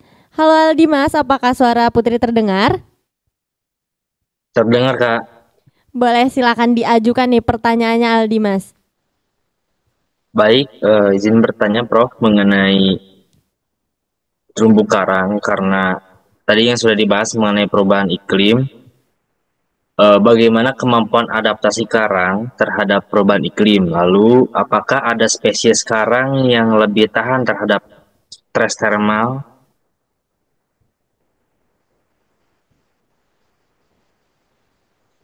Ya, itu aja, Mas Ya, Aldi Mas. sudah itu Ya, saja, Prof. ya, terima kasih. Tadi ada apa terumbu karang yang apa itu tahan terendah. Ini tadi kita katakan terumbu karang pun sebenarnya dia bisa hidup apa bisa berkembang dengan baik sesuai dengan persyaratan tadi seperti temperatur, iklim terus apanya itu kondisi di sekitarnya ya yang bersih tidak ada pencemaran. Iya kalau jenis terumbu karang mana yang ini saya juga kurang itu tahu ya karena belum pernah penelitian secara detail masalah itu. Tapi yang saya lihat dengan berbagai macam terumbu karang itu ya saya lihat ya mungkin kemampuan terhadap ini adaptasi terhadap perubahan iklim lingkungan ini juga ya hampir sama kalau menurut saya tidak ada mungkin yang lebih tapi saya kurang tahu pasti ya karena saya belum penelitian sendiri untuk peneliti terumbu karang mana yang lebih tahan terhadap perubahan iklim ini. Tapi yang jelas ya kita usahakan terumbu karang yang kita tanam kita letakkan di dasar pantai itu kalau dangkal itu kita monitoring dengan baik gitu ya kita monitoring dengan baik entah itu tahan terhadap iklim atau tidak itu urusan belakangan kita monitoring dengan baik terus di situ misalnya tumbuh dengan baik dan ada di situ dihidupi oleh hewan-hewan ikan kecil bisa hidup di situ ya itu sudah tumbuh dengan baik tertera masalah perubahan iklim itu pengaruh. Tapi yang jelas yang minimal dari negara kita sendiri lah mungkin ya. Kalau kita lihat perusahaan terumbu karang daripada pembuatan terumbu karang itu memang jauh lebih cepat perusahaannya gitu ya. Kalau kita lihat sekarang itu. Seperti tadi juga dari lahan apa luas wilayah terumbu karang berapa juta ribu hektar gitu akhirnya berkurang sekian kan berarti karena terumbu karang yang ada di Indonesia ini jauh akan berkurang ya memang. Tapi ya kita eh, usaha positif aja kita bagaimana mempertahankan yang apa itu terumbu karang ini bisa hidup apa berkembang dengan baik di pantai-pantai Indonesia dan memang dari Kementerian Kelautan dan Perikanan Indonesia itu juga ada apa itu namanya eh, pusat konservasi terumbu karang ini ya. Memang ada pusat-pusat konservasi kan tidak hanya di Jawa, di Pulau Jawa kalau nggak salah di Indonesia Timur itu kantornya di Kupang Nusa Tenggara itu, tapi kalau nggak salah terumbu karang diawasi itu sampai Papua gitu ya, seperti itu. Kapan tuh kebetulan pusat konservasi terumbu karang di Nusa Tenggara itu berkunjung ke Teknik Kelautan ITS ya. Cerita memang luas wilayah kerjanya sampai di Papua. Ya. Ya, memang kendala kita luas wilayah kita dengan orang yang mengurusinya itu tidak sebanding gitu ya. Ya itu mungkin tantangan buat kita. Kita punya wilayah yang luas, punya wilayah terumbu karang yang luas ya di dunia. Tapi kita sendiri mungkin yang memantau dan bergerak di bidang itu tidak terlalu banyak gitu ya. Ya, ini kendala yang dihadapi konservasi terumbu karang di Indonesia. Jadi harus memantau dari terumbu karang. Yang minimal tidak dirusak lah. Mungkin masyarakat Indonesia sendiri ada kesadaran tidak merusak apa habitat-habitat terumbu karang. Bahkan kalau kita membantu konservasi itu pusat-pusat konservasi untuk memperbanyak terumbu karang buatan. Ya itu aja mungkin yang bisa saya jawab. Baik, sudah menjawab belum nih Aldi Mas pertanyaannya? Sudah menjawab, Kak. Terima kasih, Prof. Ya terima kasih Mas. Ya, Baik, semoga. terima kasih Aldi Mas buat pertanyaannya dan juga terima kasih Prof yang sudah menjawab nih pertanyaan Aldi Mas dan juga Yudis. Saya juga mau mengucapkan terima kasih kepada Prof Herman Pratikno STMT PhD yang sudah meluangkan waktunya dan juga berbagi ilmu yang sangat berharga yang telah dibagikan kepada kami semua hari ini, kepada Sobat Mitik yang nonton di rumah nanti. Semoga kita semua bisa semakin peduli dan berkontribusi dalam melestarikan ketiga ekosistem pesisir kita, baik padang lamun, mangrove dan juga terumbu karang. Terima kasih banyak Prof atas waktunya. Matur nuwun, nggih sama-sama Mbak Putri Baik, dan Prof, sami-sami. adik-adik sekalian. Semoga sehat selalu. Amin Prof, semoga Prof juga selalu diberikan kesehatan untuk Prof dan keluarga. Saya juga mau mengucapkan terima kasih kepada Yudis dan juga Aldimas yang telah mewakili Sobat Mitik dalam sesi tanya jawab yang seru tadi dan pertanyaannya sungguh menarik dan juga luar biasa banget. Banyak banget informasi yang bisa kita dapetin di sesi talk show kali ini. Jangan lupa untuk terus mendukung gerakan pelestarian lingkungan mulai dari langkah-langkah kecil yang bisa kita lakukan di sekitar kita. Karena tadi juga kata Prof Herman, dari kita untuk kita dan dari kita untuk kesehatan bumi. Sekarang aku Putri pamit undur diri dan aku serahkan lagi kepada Gavin sebagai Master of Ceremony pada episode kali ini untuk menutup episode spesial hari ini.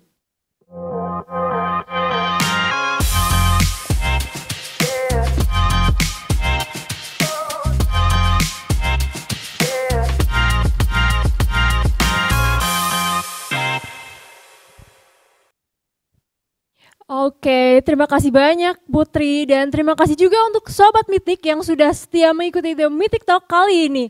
Semoga obrolan kita tentang penjaga ekosistem pesisir yang terlupakan ini bisa memberikan banyak inspirasi dan membuat kita semakin sadar akan pentingnya menjaga padang lamun, mangrove, terumbu karang untuk kelestarian alam kita.